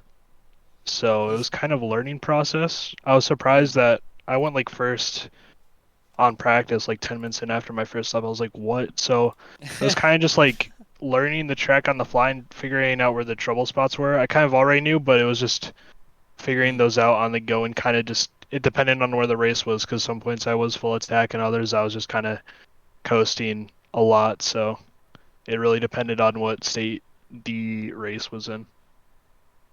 Yeah, and heading through, you know, on the first lap, we saw an incident between James Pierce and I can't remember the other driver, but there was a bit of a spin on the lap one just behind you, and you ended up shortly after that, ended up being in somewhere in the top 5, and at some point, you found yourself in the podium spot. From that point on, what was going through your mind? What was your strategy with regards to like pits and tires, fuel, and all that? Towards the last stage of that race, while you were holding on to like second position. Once I kind of got to the podium positions, I really wanted to challenge for the win because it was right there and I was trying to, but I just, once I got close, I couldn't get past. Part of that is probably because I didn't have my push to pass mapped, which is not very good. I leave the streams on while I race, and I heard you guys talking about that. I was like, yeah, I don't have that mapped.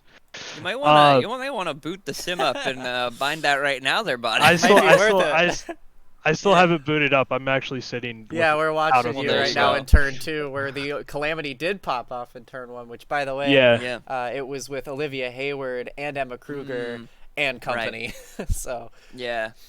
And I think in regards to the last stint, because you kind of had a question there, is that I pitted.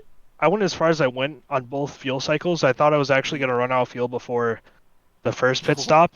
I ran out of fuel just after crossing like the pit limiter line, and I was very scared. Oh my goodness. I pitted a lap earlier after because I was worried I was actually going to run out of fuel that time. I didn't think I could make it, and I ended up being somewhere about 2 laps short once it all came out, and I had to go into pretty much full saving mode, and I ran out pretty much coming out of turn 1, so wow. It was definitely very tough, but I was able to get it done, so I think that's the best part about it. Yeah, so once again, Rudskogen, as was last week at Dover, turning out to be a bit of a fuel mileage race, but finishing in second place at Rudskogen in Norway in a track that you'd only done 5 laps at before tonight, and especially done so as a Champ Car rookie. That is a huge occasion. Is there anybody you want to thank? Any partners, friends, sponsors, or family that you want to shout out towards the end here? I think first off, I gotta thank everybody on Ascent. I think we all did a really good job. I know that people got into a few incidents, but of course it's only preseason, so it doesn't matter that much. But I think everybody put in a good effort. I want to thank everybody who runs the races, the broadcasters, Carmen especially, everybody, and you guys for broadcasting. And then I have family that does watch the race, so I want to thank them for supporting as well. Awesome. And congratulations on your second place finish. That was a fantastic job from you. And of course, very, very intelligent fuel savings for you. So congratulations on your second spot. All right, thank you. And finally, I think we're going to be pulling in the third place finisher with Joshua Gaiman, finally coming into Champ Car again and getting yet another fantastic finish. Third place, how you feeling? Pretty good, actually. You know, to have a 1-2 or a 1-3 on the team. You know, 2 cars on the podium is always fun. Definitely did not play the fuel game at all in this race. I had it on mix 1 for probably the first 25 laps, and was just like, oh, probably shouldn't do that. That's pretty much why I had to pit. But it was fun, yeah. right? Oh, absolutely, it's a complete blast. I love this track. In this car, track combo is absolutely insane. I think the biggest thing they race here in real life is like GT3 cars, so taking an Indy car here is nuts. Yeah, it looked like it was pretty scary. A lot of these corners, you know, in some of these corners, you saw the car was getting off the ground, especially in turn 1. The car's lifting off the ground a little bit. But you did mention about the fuel saving. At one point during the race, Chris Constantino was actually starting to catch up quite quickly to you. And at that point, you were doing about 110s, and she was doing about 108s, low 108s. And then as soon as she caught up, you seemed to turn on the jets. Was that about the point where, when you turned on the jets, did you realize you were too short, or were you trying to save up until that point? Yeah, pretty much from that last pit stop, I put it in fuel mix 5, and I was just kind of lift and coast, you know, as much as I could, like down the hill and everything. And then they caught up to me because I was trying to save as much as I could, and I was just like, oh, I'm like 4.5 short, so I'm gonna have to pit. And I just, you know, went back to fuel mix 1 and was just like, okay, this is how it's gonna be. Yeah, that makes a lot of sense. That's what we figured was happening as well. But one last question though. Like, you did mention that this track was pretty insane, but you did manage to pull out a 3rd position finish here out of all of that. And through that, a lot of different things happened. You know, you had you had to pass a lot of lap traffic, but also had to fight with Emma Kruger and Eli Sasek and Chris Constantino. Were there any moments that really gave you concern racing around those drivers, or was it all fairly calm and collected and felt like you could trust the other drivers? I mean, pretty much anyone that I battled this race, I trusted pretty well to not, you know, chop me or, you know, do anything too crazy. Emma gave me plenty of room to do what I had to do. Once I got to them, you know, they didn't try to, you know, force me down the track or whatever. So, you know, either they knew that my tires were way better, or, you know, they just, you know, maybe were out of push to pass or something, because I think I had like 9 by the time I got to their rear bumper. So I kind of just started using them wherever I could. All right, and now, is there anybody out there that you want to thank, you know, family, friends, partners, sponsors, and all that? Yeah, you know, of course, huge shout out to Chris for getting that first win as a rookie. That's really awesome, you know, and the rest of Stepping Stone. Like, you know, like Chris said, you know, Eric was in there doing all the math and trying to help out 3 different drivers all at once, so it was a bit chaotic at times, just trying to help different people on different strategies. And you know, I got 213 Simwar on the car. You know, they put out some pretty awesome merch. I got Makoni Setup Shop on the car, gonna be representing them for all of 2023, so that's gonna be really, really awesome. And good group. They've helped me find a lot of speed, to be honest, the last couple of weeks. So definitely well represented there. And I got W Energy on the car as well. You can use code JG61 at checkout for 10% off all products. And both of you doing awesome commentating. I had the broadcast up on the side, so I could hear your confidence in me wane as the run went on. I at one point was just like, oh no, Chrissy figured me out.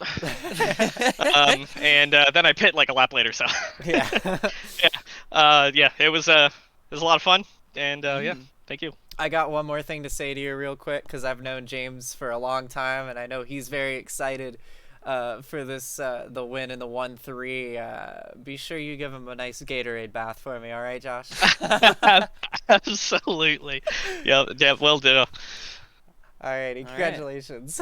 Thank you. And that, Strix, I think that's about going to do it for us here. We have had a very topsy-turvy race. The results won't show it because the gaps are so large, but we had a lot of good racing in this one here at Rudskogen. And any closing thoughts before we say goodnight? Once again, fuel mileage seems to pop up, and it seems to pop up quite frequently.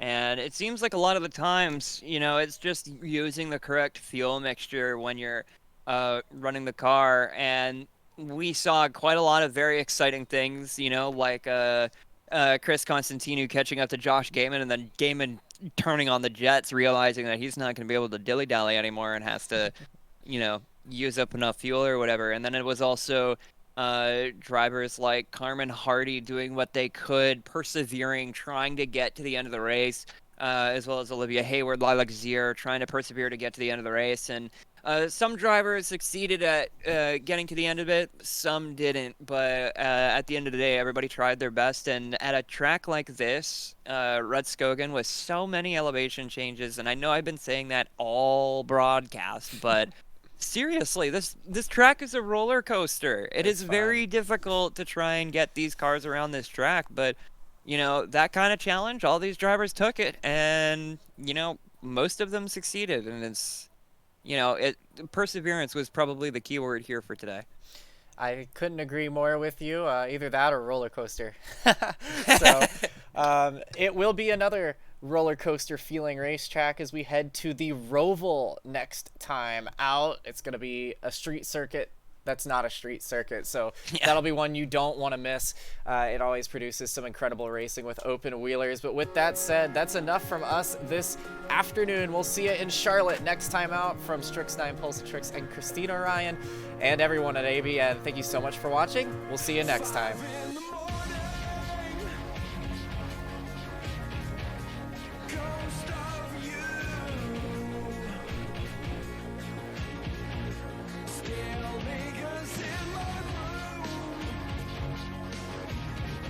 You're no